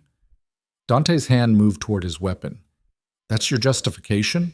You betrayed me to protect me? I betrayed your father's legacy to keep you alive long enough to destroy it properly. Emilio took another step closer. Your father was a monster, Dante. He built an empire on blood and corruption. He let DeLuca kill Celia to protect business relationships. And when he died, he left you holding a legacy that was going to get you killed. So you made sure I'd die slowly instead? I made sure you'd survive long enough to find the evidence that could actually destroy DeLuca. Emilio's expression cracked. Your father hid things, not just in the artwork, in properties, in accounts, in legal structures buried so deep that even DeLuca doesn't know they exist. I've spent 2 years feeding him scraps while you found the real ammunition. Dante went very still. What properties? A warehouse in the industrial district, registered under a shell company that died with your father. Inside are the master ledgers, decades of financial crimes, names, dates, everything DeLuca's been desperately trying to find. Emilio pulled a key from his pocket, held it out. This opens the main vault. Take what's inside, make it public, and DeLuca's empire collapses overnight. Why are you telling me this now? Because DeLuca knows about the girl. Emilio's eyes found the lake house windows, seemed to look directly at Adriana. He knows she called him. He knows she's found most of the evidence, and he's planning to move against you within 24 hours. Adriana's blood turned to ice. Dante's hand closed around his weapon. You told him she called. I told him nothing. He has people inside your organization beyond me, people you trust, people who've been reporting to him since before you brought the girl here. Who? Emilio smiled sadly. If I tell you, they'll know I've betrayed DeLuca. They'll kill me before you get another chance. I'll kill you right now. Yes, you will. Emilio didn't flinch. But not before I give you this. He tossed the key. Dante caught it reflexively. The warehouse address is in your father's old desk, hidden in a false drawer, the one with the carved lion handles. Emilio's voice gentled. I raised you, Dante. I taught you how to survive in a world that wanted you dead. I made terrible choices to keep you alive long enough to make your own. And if you need to kill me for that, I understand. Silence stretched between them. Marati. Adriana couldn't breathe. She pressed her hand against the window, watching Dante's face on the monitor, trying to read the emotions warring beneath his controlled exterior. Dante raised his weapon. Emilio didn't move. Go, Dante said finally. Get out of here. If I see you again, I won't hesitate. I know. Emilio turned to leave, paused. For what it's worth, I'm sorry about Celia. I tried to stop it. I failed. That failure is something I'll carry until they put me in the ground. He walked away. Dante stood alone in the drive, weapon still raised, watching until Emilio disappeared beyond the gate. Then he turned and walked back toward the lake house with mechanical precision, like moving through a script he'd memorized years ago. He found Adriana in the restoration space. You called DeLuca, he said. Not a question. An accusation. Adriana stood from where she'd been pretending to work, faced him across the examination table covered in evidence. Yes. Why? Because you're planning to trade yourself for my safety, and I couldn't let you do that. So you decided to do what? Make your own deal? Negotiate with a man who's killed everyone, stupid enough to trust him? Dante's control was cracking. She could see it in the tension of his shoulders, the white-knuckle grip on the weapon he still carried. What did you offer him? The evidence. In exchange for letting you live. Dante laughed. The sound was terrible, broken glass and razor wire. You offered to give him the one thing that could destroy him in exchange for my life. Did you think he'd actually honor that deal? I thought I was buying time. You accelerated his timeline, forced his hand, made yourself an active threat instead of a passive one. Dante moved around the table, each step deliberate. Do you understand what you've done? I was trying to save you. I don't need saving. His voice dropped to something cold and dangerous. I need you to trust that I know what I'm doing, that I've been planning this for 2 years, that I'm willing to make sacrifices you can't even imagine to ensure DeLuca doesn't survive to kill anyone else. Even if that sacrifice is yourself? Especially if it's me. Adriana's hands clenched into fists. That's not acceptable. It's not your decision. Like hell it isn't. You dragged me into this. You made me care about whether you live or die. You don't get to use my safety as an excuse for suicide and expect me to just accept it. They stood on opposite sides of the table, both breathing hard, both furious for different reasons. The evidence lay between them, photographs, documents, her father's careful handwriting documenting decades of crime. I'm going to the warehouse, Dante said finally. I'm getting the master ledgers, and then I'm ending this. Let me come with you. No. Dante. No. He turned toward the door. You stay here where it's safe, where Luca and Bianca can protect you if DeLuca moves faster than I expect. And when this is over, you leave like we agreed. What if you don't come back? Dante paused in the doorway. Then Serena has instructions to get you out of the country with enough money to start over somewhere DeLuca can't reach. That's not an answer. It's the only one you're getting. He left. Adriana stood alone in the restoration space, surrounded by evidence that had cost her father his life, staring at the empty doorway where Dante had disappeared. Serena appeared minutes later. He told you his plan, she said. Part of it. The part where he survives is the lie. Serena moved to the window overlooking the lake. The warehouse is a trap. Even if Emilio was telling the truth about the ledgers, DeLuca will have people there waiting. Dante knows this. He's going anyway because dying while destroying DeLuca is acceptable to him. Living without destroying DeLuca isn't. So we stop him. How? He's already gone. Took Luca and Nico with him. Left minimal security here because he thinks the real threat is at the warehouse. Serena's reflection in the glass looked tired. We're witnessing a man committing elaborate suicide and calling it justice. Adriana's phone buzzed. She pulled it out with shaking hands. Unknown number. She answered anyway. Miss Bellamy. DeLuca's voice smooth as poison. I understand Dante's heading to the warehouse. How unfortunate for him. How do you? I told you, I have people inside his organization. People who report every movement, every decision, every desperate plan. DeLuca sighed. The warehouse is empty, of course. Has been for years. Your father's evidence was destroyed long ago, but Dante doesn't know that. He'll walk in expecting salvation and find only the men I've positioned to ensure he doesn't walk out. Adriana's vision tunneled. You're lying. I'm being honest for the first time in this entire affair. The evidence your father hid in the artwork? Meaningful but incomplete. The master ledgers Emilio mentioned? Fiction. The only real threat to my organization is you, Miss Bellamy, because you're the one person Dante cares about enough to trade everything for. I won't help you. You already have. By calling me. By giving me confirmation that the evidence exists and forcing me to move faster than I'd planned. DeLuca's voice hardened. I'm sending a car to collect you. It will arrive in 30 minutes. You'll get in it voluntarily, or I'll have my people inside the lake house ensure you get in it involuntarily. Your choice. There are people here, guards. They won't let you take me. My dear, some of those guards work for me. They've been working for me since before Dante brought you to the villa. How do you think I knew exactly when to attack? How do you think I've stayed ahead of every move he's made? The line went dead. Adriana lowered the phone slowly, looked at Serena, who'd gone very pale. He has people inside, Adriana whispered. I know. I've known for weeks but couldn't prove it. Serena moved away from the window. We need to leave. Now. Before whoever he's bought decides to speed up his timeline. What about Dante? Dante's walking into a trap. We can't save him by getting captured ourselves. So we just abandon him? We survive. Then we figure out how to help him from a position that isn't actively compromised. Adriana looked at the evidence covering the examination table. Her father's work. Weeks of careful documentation.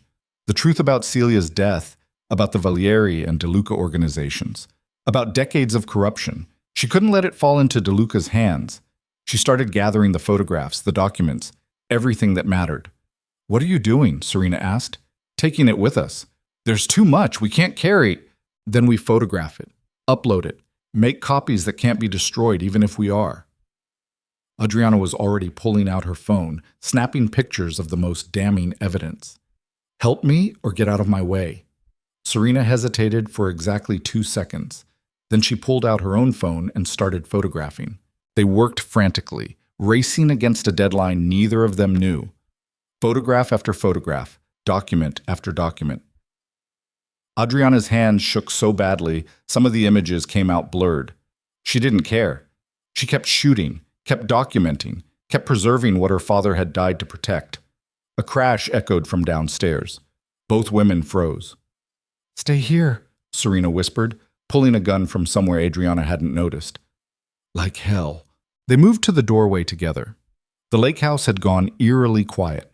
No footsteps from the guards who should have been patrolling, no voices from Bianca who'd been in the kitchen. Nothing. Serena's grip on her weapon tightened. We need to leave through the back. There's a boat. A voice interrupted from the hallway. Male, unfamiliar, carrying the flat affect of someone following orders. Miss Bellamy, Mr. DeLuca would prefer you come voluntarily, but he's authorized us to use force if necessary. Adriana's blood went cold. Serena pulled her backward, deeper into the restoration space. The window. Can you climb? Down 3 stories? Better than the alternative. They moved toward the window. Serena unlatched it, pushed it open. Cold air rushed in from the lake below. Footsteps in the hallway. Multiple sets. Getting closer. Serena climbed onto the windowsill, looked down, cursed quietly. There's a ledge, maybe 18 inches wide. We can edge along it to the corner, then... The door burst open. 3 men entered, all armed, all wearing the kind of tactical gear that suggested military training. The lead one smiled when he saw them. Ladies, step away from the window. Serena raised her weapon. I don't think so. Ms. Vale, we have orders not to harm you unnecessarily, but Miss Bellamy needs to come with us. Don't make this difficult. Difficult is my specialty. Serena fired. The sound was deafening in the enclosed space. The lead man dropped, clutching his shoulder. The other 2 returned fire immediately. Adriana hit the floor, hands over her head, ears ringing. Glass exploded above her as bullets tore through the examination table, through the artwork, through everything her father had died to preserve. Serena kept firing, backing toward the window, providing cover. Go, she shouted at Adriana. Get out, run. I can't leave you. You can, and you will. Someone has to warn Dante. Someone has to get this evidence out. Serena's eyes were fierce. Don't let us die for nothing. Adriana crawled toward the window while bullets punched holes in the walls above her. She made it to the sill, looked down at the 3-story drop to the lake below, and realized she had exactly 2 choices. Jump and probably die. Stay and definitely become DeLuca's prisoner. She jumped. The fall seemed to last forever and no time at all. Wind screamed past her ears, the lake rushed up to meet her. She hit the water hard enough to drive all the air from her lungs, cold shocking through her system like an electric current. Down she went, into darkness that pressed against her from all sides. Her lungs burned, her limbs went numb. She kicked frantically toward what she hoped was up, toward light that seemed impossibly distant. She broke the surface, gasping, choking, barely able to keep her head above water. Behind her, the lake house erupted with more gunfire. She couldn't see if Serena had made it out, couldn't see anything except the shore maybe 100 yards away and her own breath fogging in the cold air. She swam. It took everything she had. Her clothes dragged her down. Her phone was dead weight in her pocket. Her muscles screamed with cold and exertion. But she kept swimming, kept fighting, kept moving because stopping meant drowning, and drowning meant DeLuca won. She made it to shore finally, crawled onto rocks that tore her hands, collapsed face down on solid ground, and just breathed. Behind her, the gunfire had stopped. Adriana forced herself to look back at the lake house. Smoke rose from the restoration space window. She couldn't see anyone moving, couldn't tell if Serena was alive or dead or captured. She was alone. Soaking wet, freezing, weaponless, phoneless, with no way to contact Dante and no way to warn him that he was walking into a trap. She started walking. The nearest road was maybe 2 miles through woods that weren't designed for hiking in wet clothes and torn shoes. Adriana stumbled through them anyway, teeth chattering, hands shaking, trying to remember the route Luca had driven when they'd first arrived.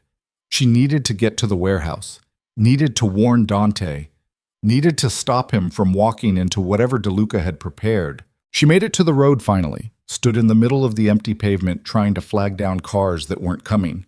Her vision blurred. She realized she was crying again, frustrated tears mixing with lake water still dripping from her hair. Headlights appeared around a curve. Adriana stepped into the middle of the road, waving her arms. The car slowed, stopped. The window rolled down. Bianca stared at her from the driver's seat. "Get in," she said quietly. Adriana hesitated. "How did you—" "Get in the car, girl, before someone else finds you." Adriana climbed into the passenger seat, still dripping, still shaking. Bianca handed her a blanket without comment, put the car in drive, pulled back onto the road. "Where are we going?" Adriana asked. "The warehouse." "Where else?" "How did you know?" "I've been doing this longer than you've been alive. I know when a plan goes sideways." Bianca's hands were steady on the wheel. "Serena?" "I don't know. There was shooting. I jumped." "Smart girl." They drove in silence for a few minutes. Adriana wrapped herself in the blanket, trying to stop shaking, trying to think past the terror still flooding her system. "Dante's walking into a trap," she said finally. "I know. We have to warn him." "Can't. He's not answering his phone. Neither is Luca or Nico." Bianca's jaw tightened, which means they're either already dead or already engaged. "So what do we do?" "We go in anyway. We find them. And we do what desperate people always do when plans fall apart. What's that? We improvise. The warehouse district rose around them like a monument to industrial decay. Abandoned buildings, rusted equipment, streets that hadn't seen maintenance in decades. Bianca killed the headlights, drove slowly between structures that loomed like tombstones. There, she said, pointing. The warehouse Emilio had mentioned sat at the end of a dead-end street. Large, nondescript, windows dark. 3 cars parked outside. 2 that Adriana recognized from the lake house, 1 she didn't. Bianca parked a block away, killed the engine. Stay here, she said, reaching for a gun in the glove compartment. Like hell. You're unarmed, untrained, and still soaking wet. You'll be a liability. I'm the only person who knows what the evidence looks like. I'm the only one who can verify whether what's in there is real or a trap. Adriana's voice came out harder than she intended. I'm going in. Bianca studied her for a long moment. Then she reached under her seat, pulled out a second weapon, held it out. Safety's here. Point and shoot. Don't think, don't hesitate, don't try to be clever. Her eyes were fierce. And if Dante's already dead, you run. You don't try to avenge him. You don't try to be a hero. You survive. Understood? Adriana took the gun with hands that wouldn't stop shaking. Understood. They approached the warehouse from different angles, Bianca circling to a side entrance, Adriana heading for the loading dock. The door was unlocked. That should have been the first warning. Adriana pushed it open anyway. Inside the warehouse was mostly empty, broken pallets, scattered debris, dust thick enough to choke on. And in the center, under a single working light, stood Dante. He wasn't alone. Luca was on his knees beside him, hands bound, blood running down his face from a cut above his eye. Nico was unconscious or dead. Adriana couldn't tell from the distance, sprawled on the concrete, and standing behind them, gun pressed against the back of Dante's head, was Emilio. I'm sorry, Emilio said quietly. I'm so sorry, son. But DeLuca has my daughter. He's had her for 6 months. If I don't deliver you, he kills her. Dante's face was blank. So you sold me out. I sold you out the moment he took her. Everything else, the information, the warnings, the key to this warehouse, all of it was designed to get you here alone. Emilio's hand shook, but his grip on the weapon stayed firm. I told myself I was protecting you while I found a way to save her. But there is no way. There's just this. Then do it, Dante said flatly. Dante, if your daughter's life is worth mine, then pull the trigger. End this. Maybe DeLuca keeps his word and lets her go. You know he won't. I know. Dante's eyes finally showed something. Not fear, not anger, just bone-deep exhaustion. But you need to believe he might. So do it. Emilio's finger moved toward the trigger. Adriana raised her weapon, aimed at Emilio's back, and realized she couldn't shoot. Not because she didn't want to, because her hands were shaking too badly to guarantee she wouldn't hit Dante instead. Then the warehouse exploded with light and sound. Doors burst open on all sides. Men in tactical gear poured in. At least a dozen, all armed, all moving with professional precision. They surrounded Dante and Emilio within seconds, weapons trained from every angle. And walking through the main entrance, calm and collected like he was arriving at a business meeting, came Vittorio DeLuca. He was older than Adriana expected, maybe 70, white hair perfectly styled, expensive suit that probably cost more than a car. He looked like someone's elegant grandfather, right up until you saw his eyes, cold, empty. The eyes of someone who'd ordered deaths the way other people ordered coffee. Dante, DeLuca said pleasantly, thank you for making this so easy. Dante didn't respond, just stared at DeLuca with an expression that promised violence if he got the chance. DeLuca's eyes swept the warehouse, landed on Adriana hiding in the shadows near the loading dock. He smiled. And Miss Bellamy, how lovely. I was told you drowned. Clearly my people were mistaken. He gestured, and 2 of his men moved toward her position. Please join us. This conversation involves you. Adriana had exactly 1 second to decide. Run and get shot in the back. Surrender, and maybe buy time for something she hadn't figured out yet. She lowered her weapon, raised her hands, and walked into the light. DeLuca's smile widened. Excellent choice. Emilio, you can lower your weapon. I have what I came for. Emilio stepped back from Dante, looking wrecked. My daughter is perfectly safe, for now. DeLuca's tone suggested she wouldn't stay that way. Your continued cooperation ensures she remains so. Emilio's face crumpled. One of DeLuca's men took Adriana's weapon, patted her down professionally, then shoved her forward. She stumbled, caught herself, ended up standing maybe 10 feet from where Dante knelt in the dirt. Their eyes met. She expected anger, blame, recrimination for getting captured after he'd told her to stay safe. Instead, she saw something that looked like grief. "I'm sorry," Dante said quietly. "For what?" "For getting you killed." DeLuca laughed. "No one's getting killed tonight. That would be wasteful." He pulled out a phone, tapped the screen, held it up. The screen showed a live feed. A young woman, maybe 20, dark hair, terrified eyes, tied to a chair in what looked like a basement. Emilio made a sound like he'd been punched. "My daughter," he whispered. "Your leverage," DeLuca corrected. "As long as you're useful, she lives. The moment you're not—" He tapped the screen again. The feed showed a man standing behind the chair, gun visible. "Well, you understand." He pocketed the phone, turned his attention to Adriana. "Now then, Miss Bellamy, let's discuss the evidence your father hid." Adriana's mouth went dry. "It doesn't exist. The restoration panels were empty. Please don't insult my intelligence. We both know you've spent weeks carefully documenting every piece of evidence hidden in artwork that passed through my collection decades ago." DeLuca moved closer. "The question is whether you've been smart enough to preserve copies." "I haven't." "Lie to me again, and I'll have Emilio shoot Dante in the kneecap." Adriana's breath caught. "I uploaded photographs to a cloud server, which you can access from any device." "Excellent." DeLuca gestured to one of his men, who produced a tablet. "Log in. Show me what you have." "And if I refuse?" "Then I start removing pieces of people you care about until you comply. We can start with Luca's fingers, work our way up to more vital organs." DeLuca's expression didn't change. "I'm a patient man, Miss Bellamy, but patience has limits." Adriana took the tablet with hands that wouldn't stop shaking. She logged into the cloud account, pulled up the photographs she and Serena had taken before the attack. DeLuca studied them, scrolling through image after image. His expression remained neutral until he reached the photograph of himself shaking hands with Dante's father. "Ah," he said quietly. "So you found the connection." "You and Dante's father built the laundry network together," Adriana said. "Then when he tried to go legitimate, you killed his daughter as punishment." "I eliminated a threat. His daughter discovered connections that could have destroyed both our organizations. Her death was regrettable but necessary." DeLuca continued scrolling. Much like this situation, he reached the end of the photographs, looked up at Adriana with something that might have been respect. "Your father did excellent work, thorough, detailed, carefully hidden. He must have known it would get him killed eventually." "He knew. He did it anyway." "Then he was a fool. Principled, certainly, but foolish nonetheless." DeLuca handed the tablet back to his man. "Delete the account, all of it. Every backup, every copy, every trace." "Already done, sir." Adriana's heart stopped. "No." "Yes.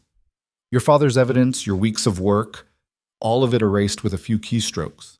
Such is the nature of digital ephemera." DeLuca's smile was terrible. "Did you really think I'd let proof of my crimes exist when I have the resources to make it disappear? People have seen it. Serena saw it. Others—" "Serena Vale is currently in police custody being charged with terrorism after the attack on my business holdings earlier today. She'll spend the next decade fighting legal battles that will bankrupt her before she ever gets the chance to testify about anything." DeLuca's tone stayed pleasant. "I've been doing this for 40 years, Miss Bellamy. I don't leave loose ends." Adriana looked at Dante, saw the moment he understood that they'd lost, that all the evidence, all the work, all the careful documentation had been for nothing. DeLuca had won. "So what now?" Dante asked. His voice was hollow. "You've destroyed the evidence. You have us captured. What's the endgame?" "The endgame is simple." DeLuca pulled out a gun, small, elegant, probably worth more than Adriana's apartment. "You've been a thorn in my side for 2 years, buying up my collection, threatening my business, refusing to accept that your sister's death was simply the cost of doing business in our world. It ends tonight." He raised the weapon, pointed it at Adriana. "Wait," Dante said. "Kill me. Leave her alone. She's not part of this." Oh, but she is. She's the weakness that finally made you vulnerable, the thing you care about enough to trade everything for. DeLuca's finger moved toward the trigger. Her death will hurt you worse than your own, and you'll have to live with that failure for however long I decide to let you survive. Dante lunged forward. 3 of DeLuca's men grabbed him, slammed him back down to his knees. He fought like a wild animal, all control gone, just desperate violence trying to reach Adriana before the bullet did. Please, he gasped. Please don't. I'll give you anything. Money, property, my entire organization. Just don't. There's nothing you have that I want except your suffering, DeLuca said calmly. He pulled the trigger. The sound was smaller than Adriana expected. The impact felt like being hit with a hammer. She stumbled backward, hand going to her stomach where heat was spreading, where something wet was soaking through her shirt. She looked down. Blood. A lot of it. Her legs gave out. She hit the concrete hard, the impact jarring through her whole body.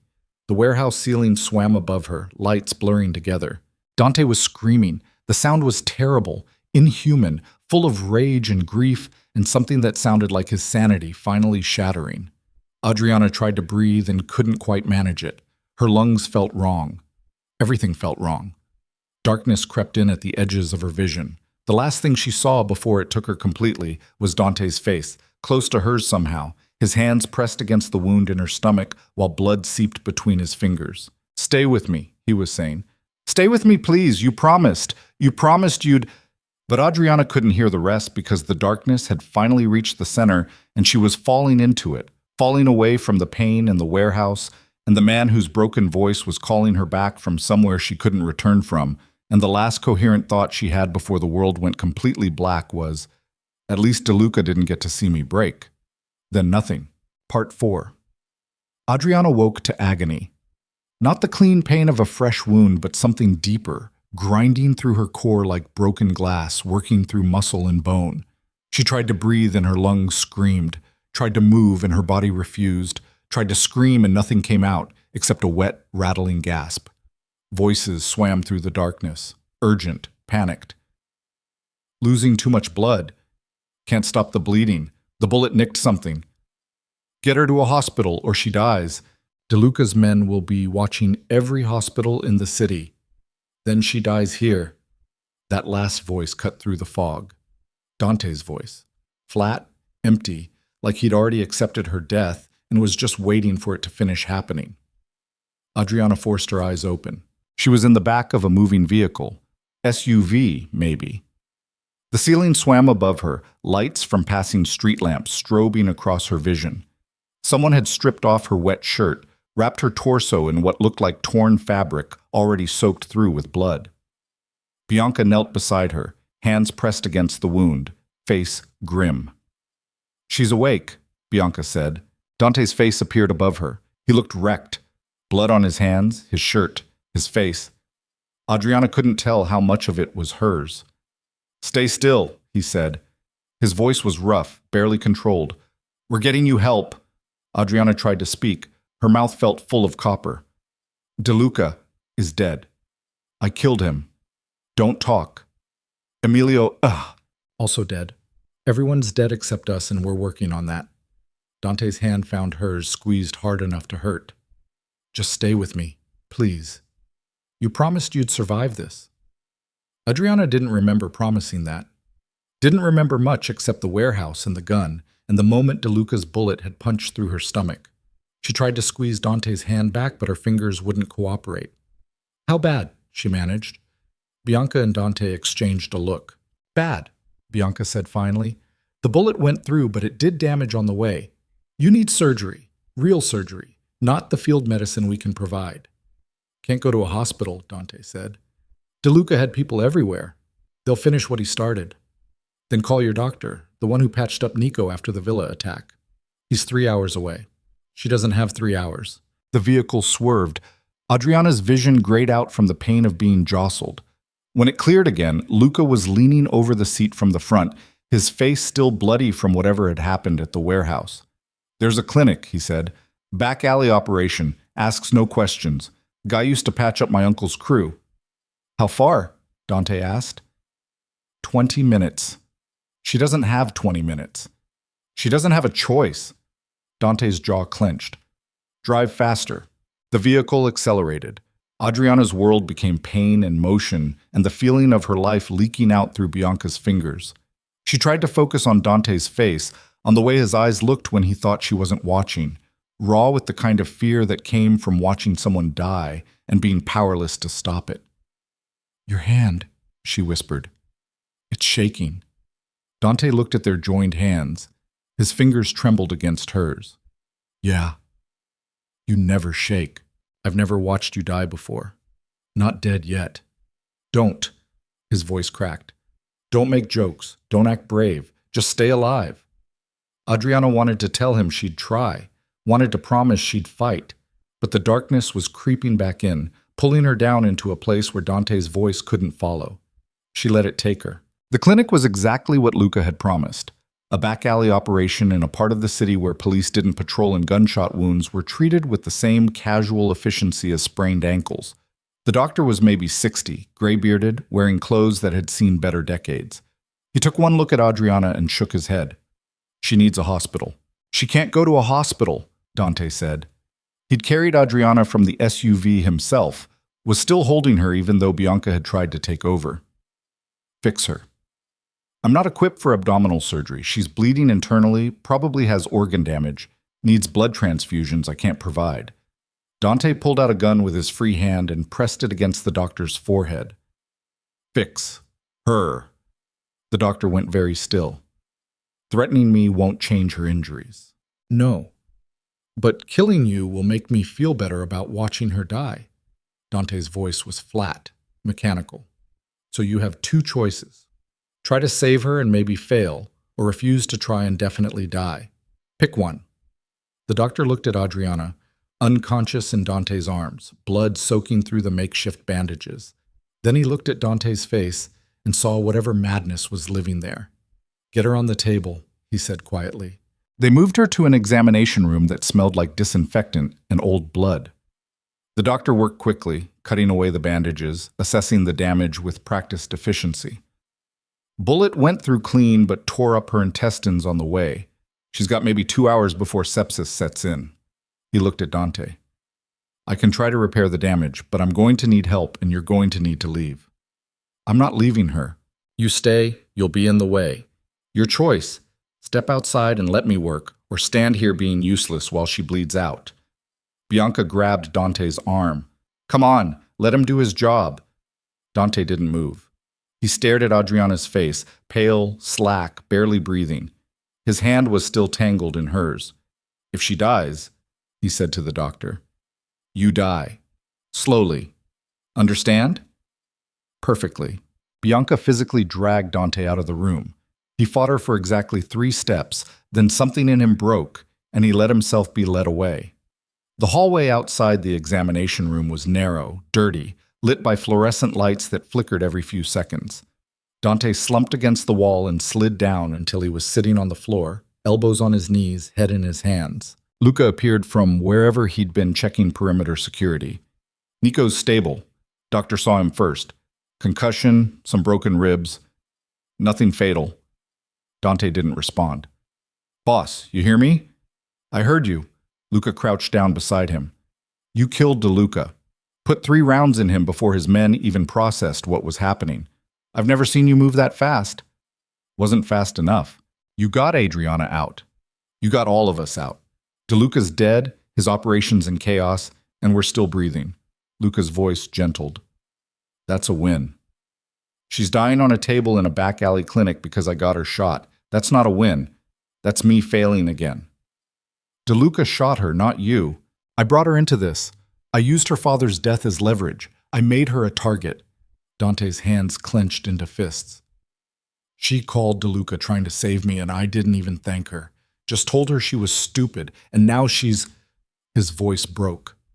Luca sat down beside him, shoulder to shoulder against the dirty wall. "She's stubborn. She'll survive out of spite if nothing else."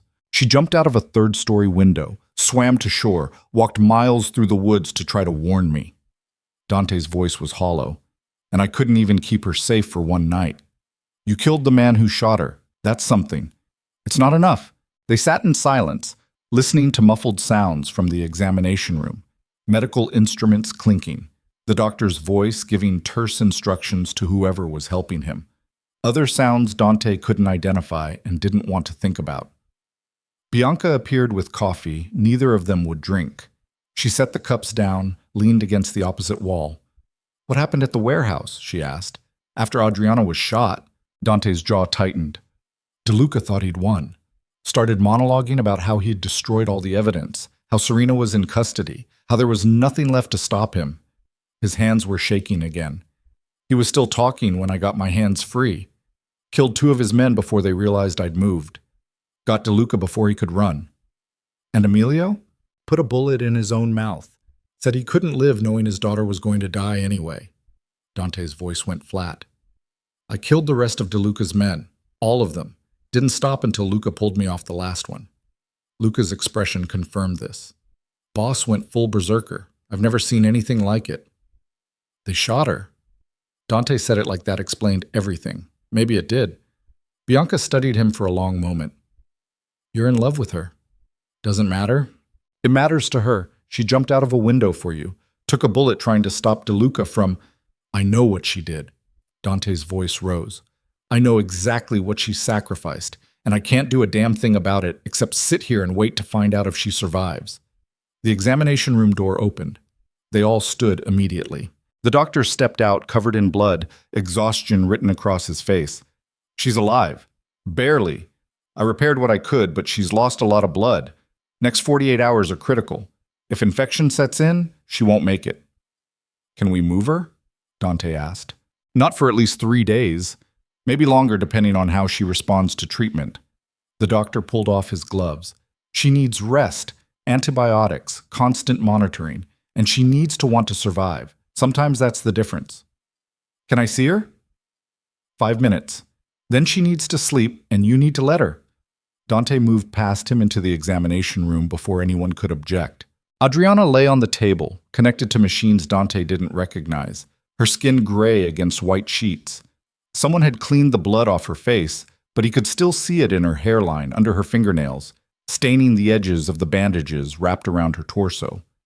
She looked dead already. Dante pulled a chair close to the table, sat down heavily. His hand found hers, careful this time, gentle, like she might break if he held too tight. I'm sorry, he said quietly, for all of it, for bringing you into this, for not protecting you. For being exactly the disaster Serena warned you about. Adriana's eyes fluttered open, barely, just enough to show she was conscious. You killed him, she whispered. Her voice was thread thin. Yes. Good. Her eyes closed again. Dante sat with her until the doctor came to throw him out, then sat in the hallway outside her room, and when Bianca tried to make him leave for food or rest or basic hygiene, he refused. He'd failed to protect Celia. He'd failed to protect Adriana. The least he could do was be there when she woke up. If she woke up. 2 days passed in a blur of medical updates and mounting paranoia. Adriana developed a fever on the first night, infection settling into her system despite the antibiotics. The doctor worked frantically to stabilize her, changing medications, monitoring vitals, doing everything possible with the limited resources available in a clinic that operated off the grid. Dante didn't leave her side.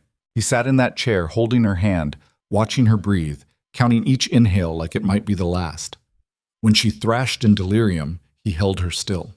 When her fever spiked, he helped Bianca cool her down with ice water and prayers neither of them believed in. Luca brought news from the outside world. DeLuca's organization was in chaos. Without their leader, various factions were turning on each other, scrambling for power, making the kinds of mistakes that would bring law enforcement down on all of them. The evidence might be destroyed, but the empire was collapsing anyway. Serena had been released from custody. No charges filed. She'd shown up at the clinic on the second day looking like she'd aged a decade, taken one look at Adriana's condition, and quietly started helping Bianca with nursing duties.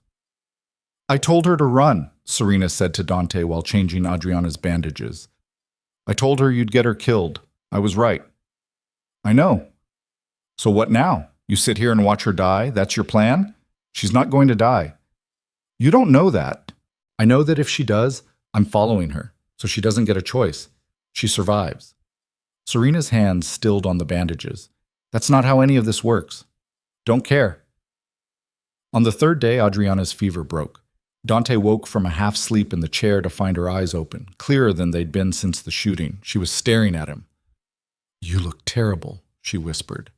Dante laughed. The sound came out broken. "You were shot. I'm allowed to look terrible." "How long?" 3 days. DeLuca? Dead. His organization's destroying itself. We won. Doesn't feel like winning. Adriana tried to shift position, gasped at the pain. The evidence? Gone. DeLuca deleted everything before I killed him. Dante's hand tightened on hers. But it doesn't matter. He's dead. That's what matters. Adriana's eyes searched his face. You wanted to expose them, destroy the whole network, not just kill one man. I wanted you to survive. Everything else is secondary. That's not what you said 3 days ago. 3 days ago, you hadn't been shot.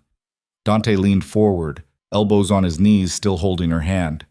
I've spent 2 years planning revenge, building cases, collecting evidence, and in 30 seconds, watching you bleed out on warehouse concrete, I realized none of it mattered. Not the justice, not the exposure, not the revenge I'd promised myself. The only thing that mattered was keeping you alive. Adriana was quiet for a long moment. Your sister would tell me I'm an idiot for falling in love with someone in the middle of a war. Dante's voice went rough. She'd also tell me to stop trying to die for dead people and start trying to live for the ones still breathing. You're in love with me. Yes. That's stupid. I know. I'm a disaster. I called your enemy. I got myself shot. I destroyed weeks of evidence by being reckless. You jumped out of a window trying to warn me. You took a bullet meant to break me.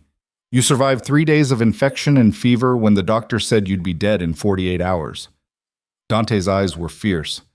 You're the bravest person I've ever met, and if that's a disaster, I'll take it over whatever cold, controlled thing I was before you knelt in broken glass and made me remember what it felt like to be human. Adriana's eyes filled with tears. I don't know how to do this. Do what? Love someone who's still learning how not to destroy everything he touches. Neither do I. Dante brought her hand to his lips, kissed her knuckles gently. But I'm willing to figure it out if you are. Even if it's messy? Especially if it's messy. Adriana smiled. It was small, pained, but real. Okay. Okay? Okay, I'll stay. I'll try. She winced. I'll stop talking because breathing hurts. Rest. Dante settled back in his chair, still holding her hand. I'll be here when you wake up. You've been here the whole time, haven't you? Yes. That's unhealthy. Probably. Dante, sleep, Adriana. We'll fight about my emotional dysfunction later. She closed her eyes, still smiling, and drifted back into sleep that looked more natural than the fever dream she'd been trapped in. Dante sat watching her breathe, counting inhales, and let himself believe for the first time in 2 years that maybe survival was possible. Maybe revenge wasn't the only option. Maybe learning to live with the scars was better than dying from the wounds. Maybe Adriana was right, and they were both disasters. But at least they were disasters together. A week after the shooting, Adriana was strong enough to sit up without passing out. 2 weeks, she could walk short distances with Bianca's help. 3 weeks, the doctor declared her stable enough to leave the clinic if she took it easy. Dante brought her to a house she didn't recognize. Smaller than the villa, quieter than the lake house, tucked into hills that overlooked the city from a safe distance. The restoration panels from the villa had been moved here along with enough security equipment to protect a small country. Where are we? Adriana asked as Dante helped her from the car. Somewhere DeLuca never knew about, somewhere his organization can't find. He steadied her when she swayed. Somewhere safe. The house was beautiful in an understated way. Stone walls, large windows, furniture that looked comfortable instead of expensive. Adriana could see the lake in the distance, could smell cypress trees on the wind. How long have you owned this? She asked. I don't. It belonged to Celia. She bought it with her first paycheck, said she wanted a place that was hers and not part of the family empire. Dante's voice was quiet. I couldn't sell it after she died. Couldn't even visit it. Just kept paying for the upkeep and pretending it didn't exist. Why bring me here now? Because you need a place to heal that isn't connected to violence or revenge or any of the things that got you shot. He looked at her. And because I think Celia would have liked you. Adriana felt tears prick her eyes. You don't know that. I do. She had a thing about people who did the right thing even when it cost them. Dante opened the front door. Come on. Bianca's already moved your things into the guest room. Guest room? Unless you'd prefer to share mine, but I figured you'd want space while you're recovering. Adriana studied his face, careful, controlled, trying very hard not to push. Guest room's fine, for now. Something in Dante's expression shifted. Not quite hope, maybe the possibility of it. They settled into a routine over the following weeks. Adriana spent her days resting, reading, occasionally working on restoration panels when she had the energy. Dante worked from home, managing what remained of his organization, while Serena handled the legal fallout from DeLuca's death. The investigation into DeLuca's empire was massive. Without their leader and with various factions turning on each other, the whole structure was collapsing. Prosecutors were building cases. Assets were being frozen. People who'd hidden behind DeLuca's power for decades were suddenly exposed. And in the middle of it all, Dante was quietly dismantling his own family's criminal legacy.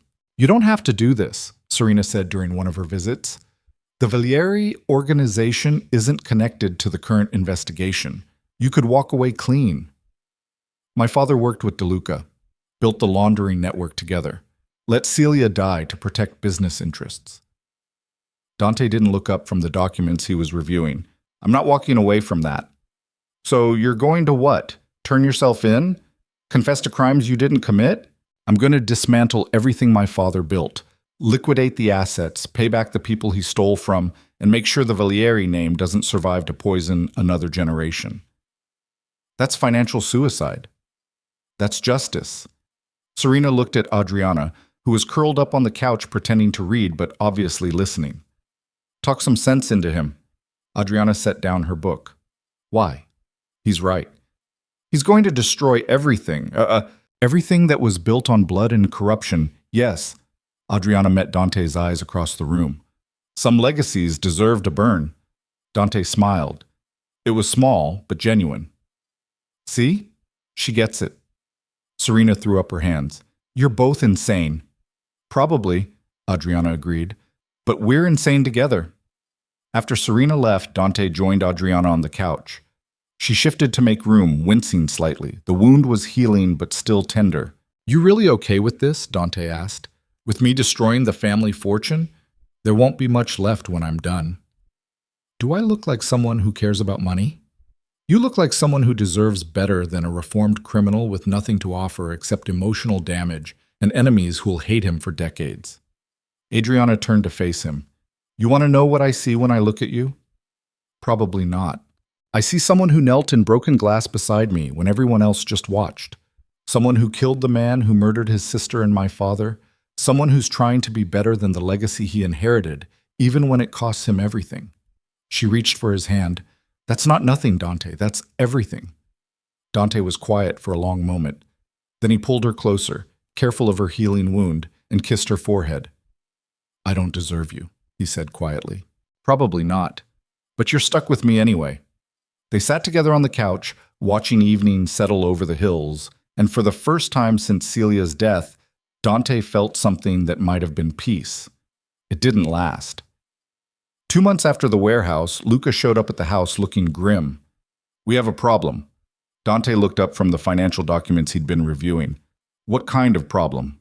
The kind where DeLuca's organization wasn't as dead as we thought. Luca dropped a folder on the desk.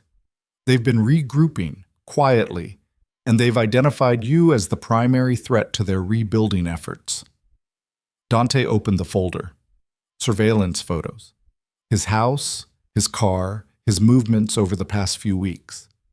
And photos of Adriana walking in the garden, sitting on the terrace, looking healthy enough to be worth targeting.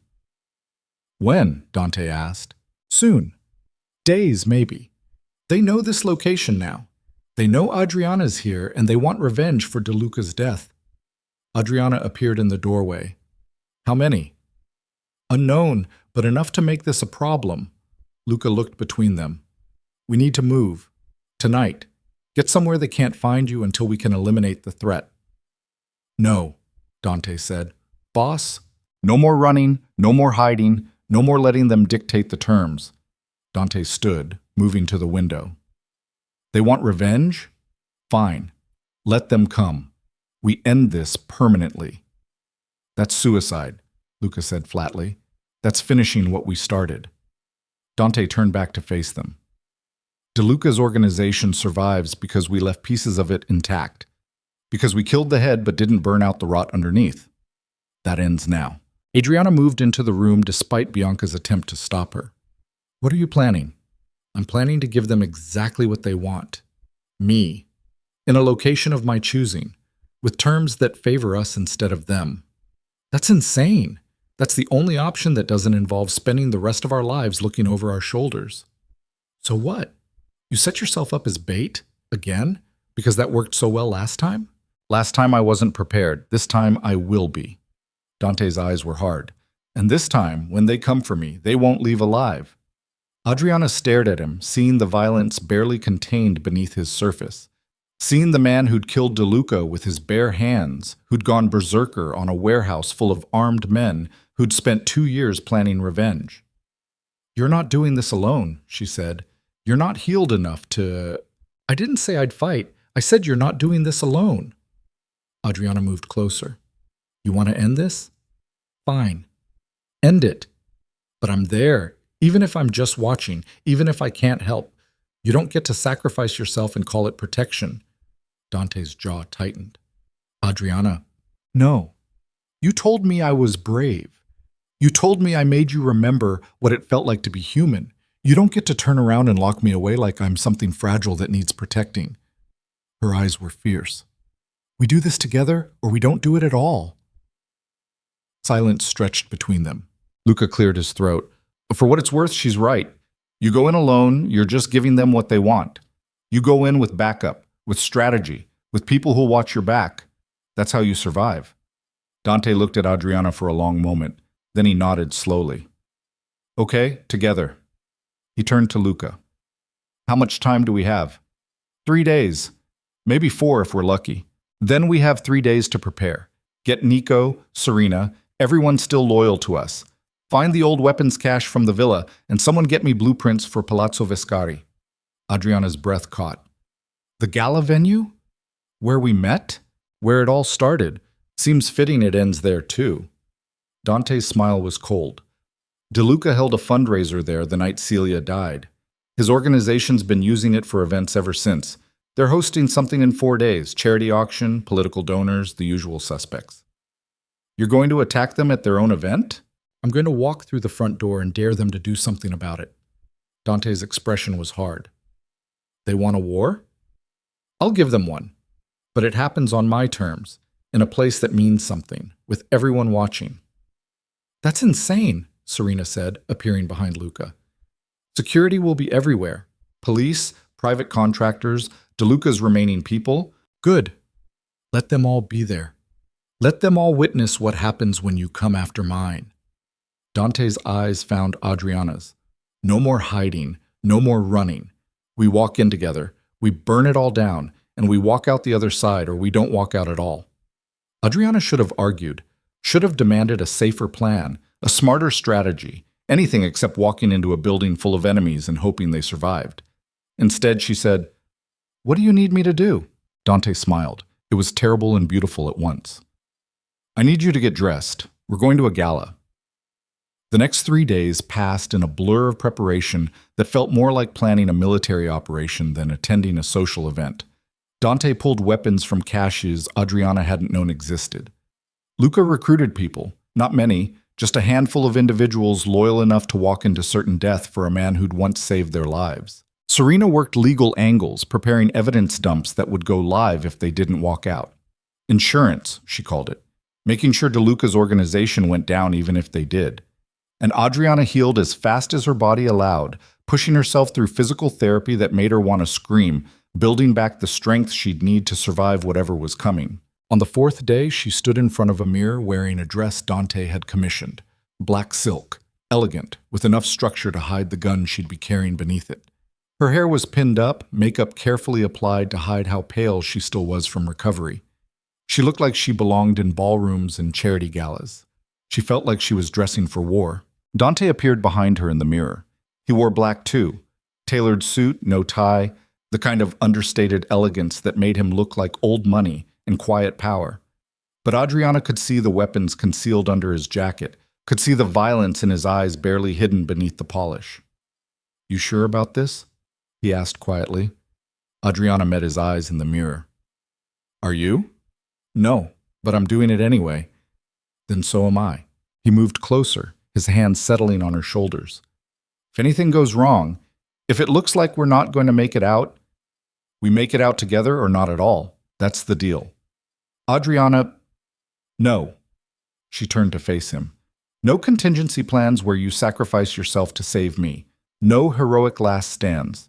We walk in together, we survive together, we burn this whole thing down together." Dante studied her face for a long moment. Then he leaned down and kissed her, slow, careful, like he was memorizing the taste of her in case it was the last time. When he pulled back, his eyes were fierce. "Together," he said. "Together." They met the others in the driveway. Luca, Nico, Serena, Bianca, everyone who'd survived this far, everyone willing to risk dying to finish it. 4 cars, carefully chosen routes, backup plans layered on backup plans. And at the center of it all, Dante and Adriana, walking into the same ballroom where they'd met months ago, preparing to end what had started with broken glass and a moment of mercy. The drive to Palazzo Viscari felt surreal. Adriana watched the city pass outside the window, familiar streets, familiar lights, the ordinary world going about its business while she rode toward violence dressed in silk and carrying a weapon. "You remember what I told you?" Dante asked quietly. "Stay close to you. Don't engage unless necessary. Get to the extraction point if things go sideways. And trust that you know what you're doing even when it looks like you don't." Dante's hand found hers. "Thank you." "For what?" "For not being smart enough to walk away when you had the chance." Adriana squeezed his hand. "Right back at you." Palazzo Viscari appeared ahead, lit up like a monument, luxury cars lined up along the drive, guests in expensive clothes streaming through the entrance. Just like the night Adriana had first come here representing Giovanni, terrified and out of place. Now she was returning with a man who'd killed his way through De Luca's organization and was planning to finish the job in public. They exited the car at the main entrance. Luca and Nico peeled off toward side entrances. Serena headed for the security office, where she'd override camera systems on Dante's signal. Bianca disappeared into the crowd, positioning herself near exits. And Dante and Adriana walked through the front doors like they owned the place. The ballroom was exactly as Adriana remembered. Crystal chandeliers, marble floors, wealthy people drinking expensive champagne and pretending to care about whatever cause justified their tax write-offs tonight.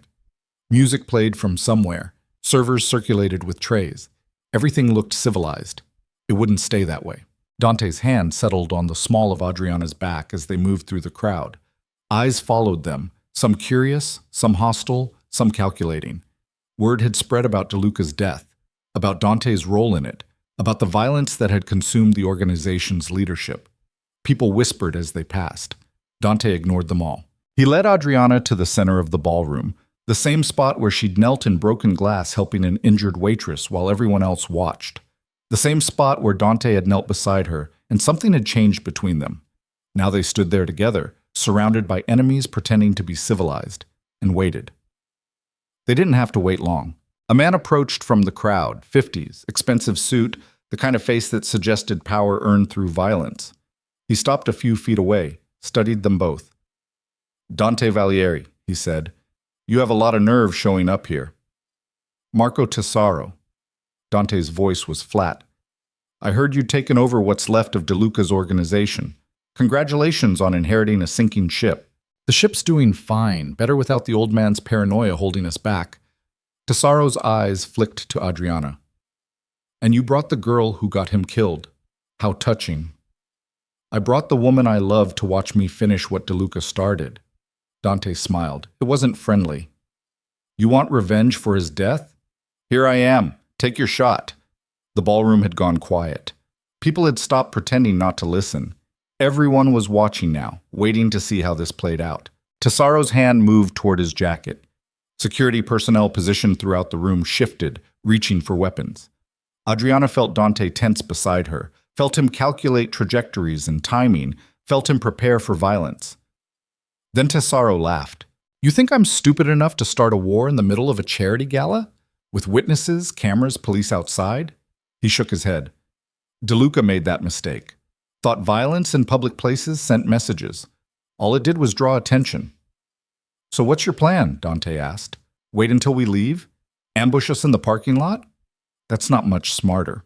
My plan is to let you self-destruct. You've spent 2 years destroying your family's empire, liquidating assets, confessing to crimes. You're doing our work for us." Tesaro's smile widened. "Why would I kill you when watching you destroy yourself is so much more satisfying?" Dante went very still. Adriana felt his hand tighten on her back, not protectively, but like he was anchoring himself against something.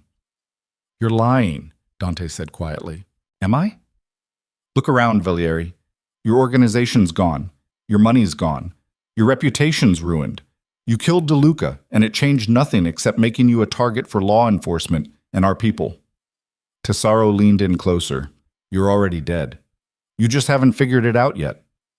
For a terrible moment, Adriana thought Dante would break, would pull his weapon and start shooting, would let rage override strategy, would prove Tesaro right about self-destruction. Instead, Dante smiled. It was cold, calculating, and absolutely terrifying. "You're right," he said. "I destroyed my family's empire, confessed to crimes, made myself a target. Want to know why? Enlighten me. Because while you were all fighting over DeLuca's scraps, I was building something else. Something clean. Something legitimate. Something none of you can touch because it doesn't exist in your world." Dante's voice dropped. "I burned down the old empire so I could build a new one. And unlike my father's legacy, this one doesn't need violence to survive." Tesaro's smile faltered. "You want to know the real reason I came here tonight?" Dante continued. "Not for revenge, not for violence, but to tell you and everyone else in DeLuca's organization that you're finished. Because in 30 seconds, Serena's uploading evidence to every news outlet in the country. Evidence I've been collecting for 2 years. Evidence that will destroy everyone involved in my father and DeLuca's network." Tesaro went pale. "You're bluffing. Am I?" Dante pulled out his phone, showed the screen, a timer counting down. 20 seconds. 15. 10. People in the crowd started checking their own phones. Tesaro lunged forward. Dante was faster. He sidestepped the attack, grabbed Tesaro's arm, used his momentum to slam him face first into the marble floor. The sound echoed through the suddenly silent ballroom. Security personnel started moving. Dante's people moved faster. Luca and Nico appeared from side entrances, weapons drawn, creating a perimeter. Bianca blocked the main exit. Serena's voice came over the palazzo's speaker system. "Ladies and gentlemen, I apologize for the interruption, but I thought you'd be interested in knowing that the charitable organization you're supporting tonight has been laundering money for organized crime for 40 years. Evidence is now being uploaded to multiple news outlets. I'd suggest contacting your lawyers." Panic exploded through the ballroom. People started running for exits. Security didn't know whether to stop them or join them. Phones rang everywhere as news started breaking. And in the center of the chaos, Dante stood over Tesaro with his foot on the man's back and his weapon pointed at his head. "You were right," Dante said quietly, loud enough only for Tesaro to hear. "I am self-destructing, but I'm taking all of you with me." He pulled the trigger. The sound was lost in the chaos. Tesaro went still, and Dante turned to Adriana, reached for her hand, and said, "Time to go." They walked out of Palazzo Vescari together while sirens closed in from every direction, while DeLuca's empire burned down around them in real time, while 2 years of planning finally came to fruition. Outside, the night air was cold and clean. Dante's hand was steady in hers, and for the first time since Celia's death, the violence was. If you or someone you know is having a difficult time, free support is available. Find resources. The sirens were getting closer. Dante could hear them converging from every direction. Police, ambulances, probably federal agents responding to reports of gunfire at Palazzo Vescari. He kept walking, Adriana's hand tight in his, moving through the crowd of panicked guests streaming toward the exits. Nobody stopped them. Nobody even looked twice. Just another wealthy couple leaving a charity gala that had gone catastrophically wrong. Luca appeared at Dante's elbow, breathing hard. Cars are compromised. Security footage got uploaded before Serena could wipe it. Every license plate's going to be flagged within the hour. Backup plan? Dante asked. Boats. Marina's 10 minutes on foot. Bianca's already there prepping. They changed direction, cutting through a side garden that led away from the palazzo's main drive. Behind them, the building blazed with light. Emergency vehicles arriving, guests being corralled for questioning, the chaos of a crime scene unfolding in real time. Adriana stumbled on the uneven ground. Dante caught her before she fell, felt her wince. Your wound, he said. I'm fine. You're bleeding through your dress. Adriana looked down. He was right. A dark stain spreading across the black silk where her partially healed injury had torn open during their escape. She pressed her hand against it, kept walking. I said I'm fine. Keep moving. They made it to the marina as police boats appeared in the distance, searchlights sweeping across the water. Bianca had a speedboat ready, engine idling, lines already cast off. Get in, she barked. We have maybe 2 minutes before they lock down the harbor. They piled in. Dante, Adriana, Luca, Nico, who'd appeared from somewhere with blood on his jacket and murder in his eyes. Serena was already there, laptop open, fingers flying across keys. Upload's complete, she said without looking up. Every major news outlet has the evidence. It's already going viral. DeLuca's network is burning. Bianca throttled the engine. The boat leaped forward, cutting through dark water toward open sea. Behind them, the city lights began to recede, the sirens fading into the night. Dante sat in the back, pulled Adriana against him carefully, and watched everything he'd known disappear into the distance. Where are we going? Adriana asked quietly. Away.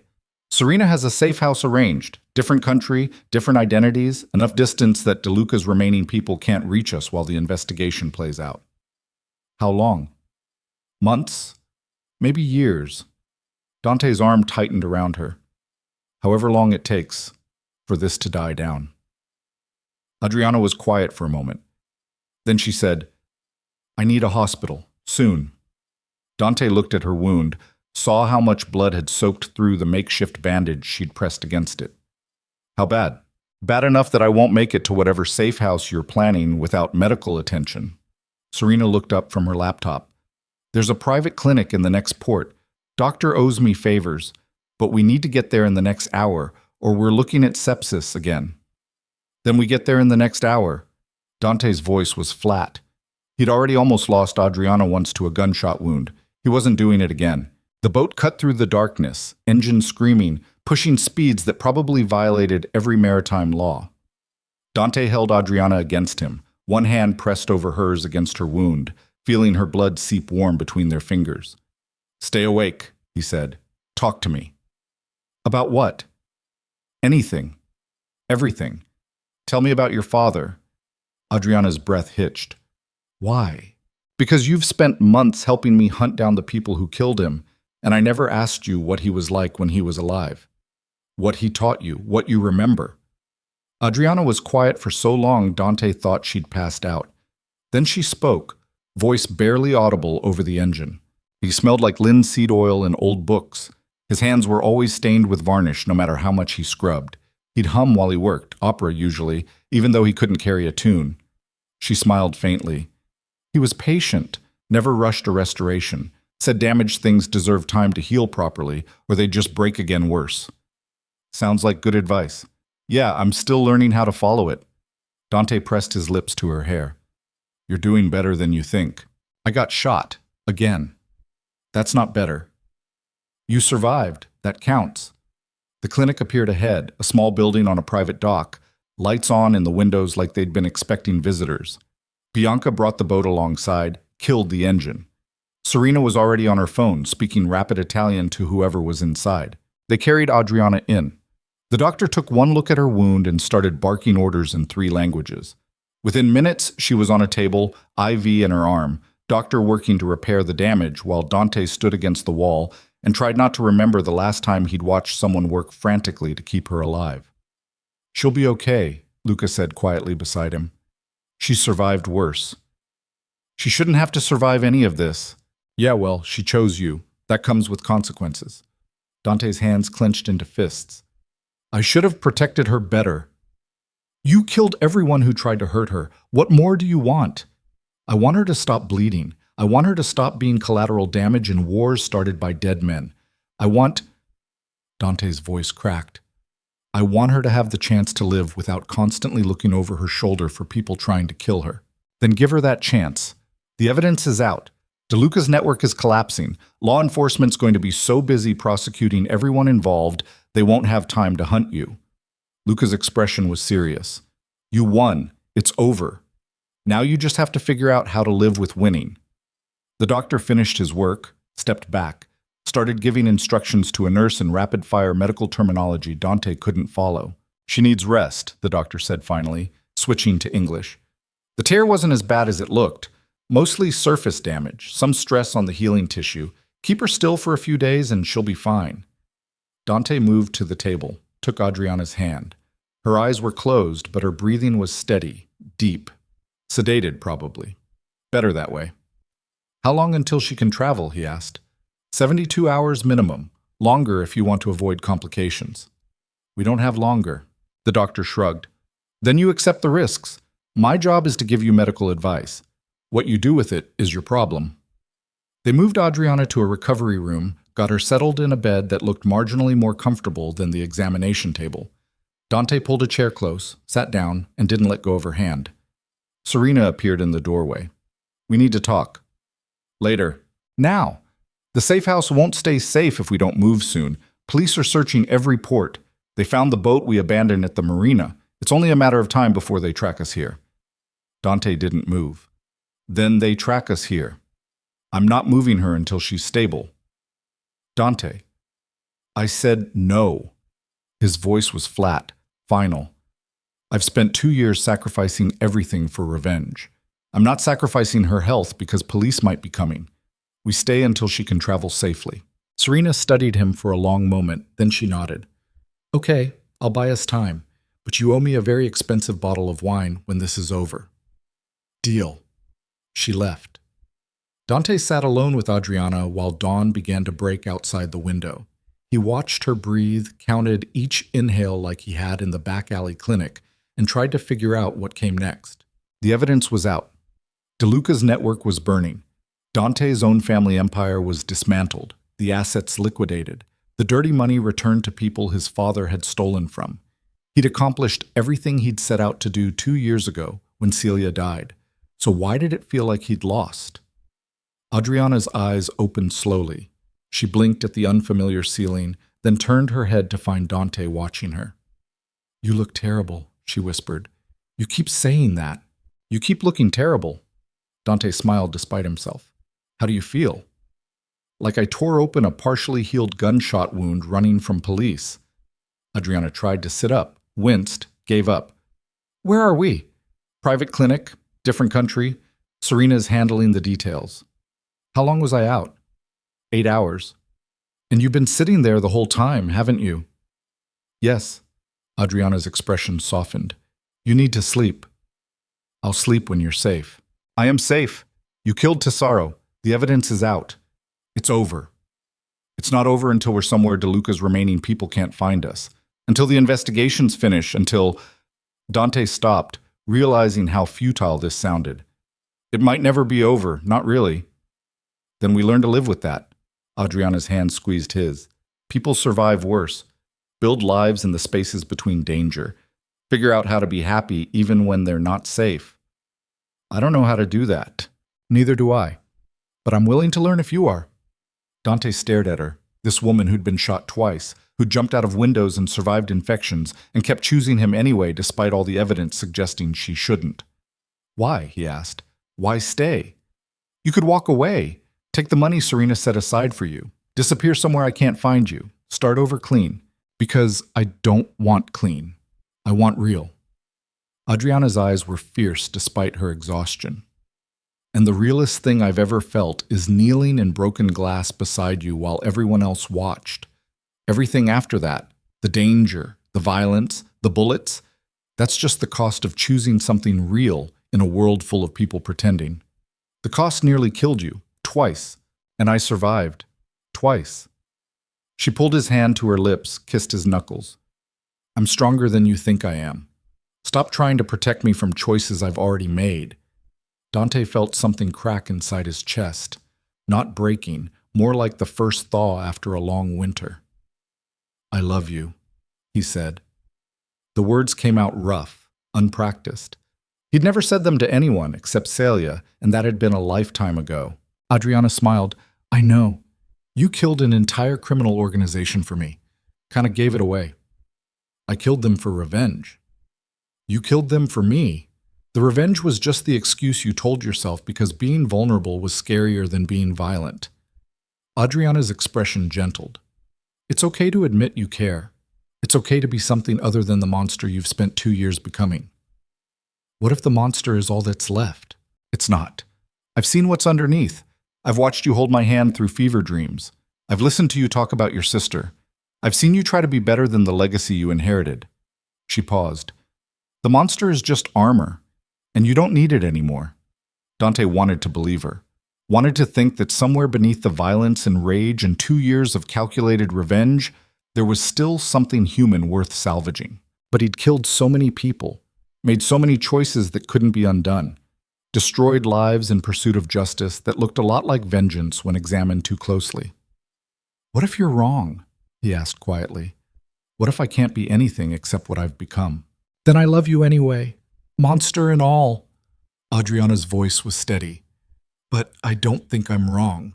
I think you're just scared that being happy might feel like betraying Celia. Like if you stop being angry, you stop honoring her memory.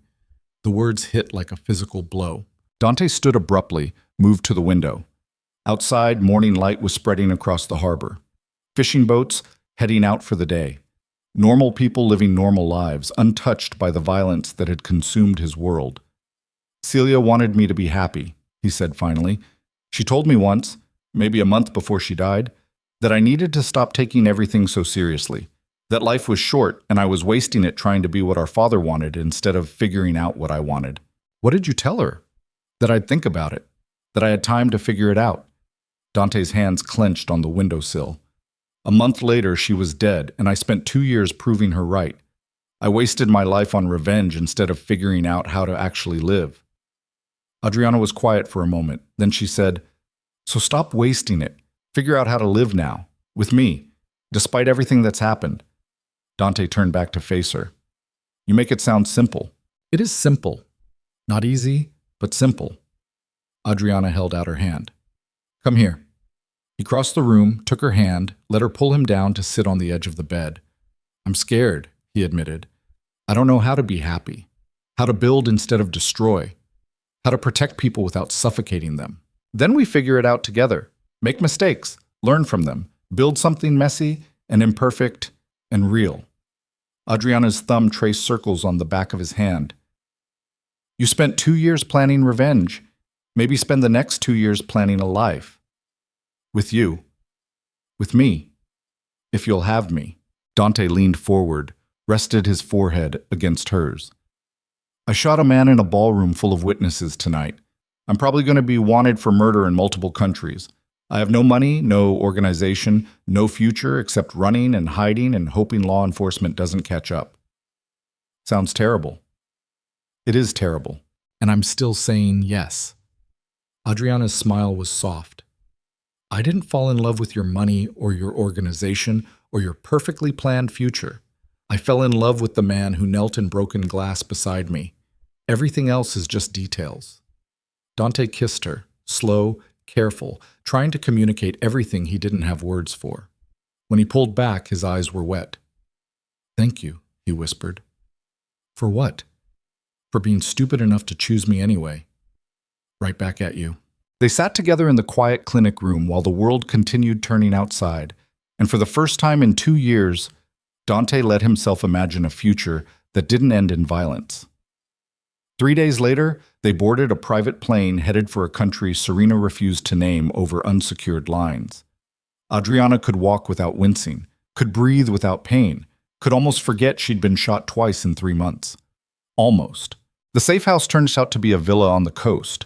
smaller than Dante's properties, more isolated, surrounded by cliffs that made approach difficult and escape routes plentiful.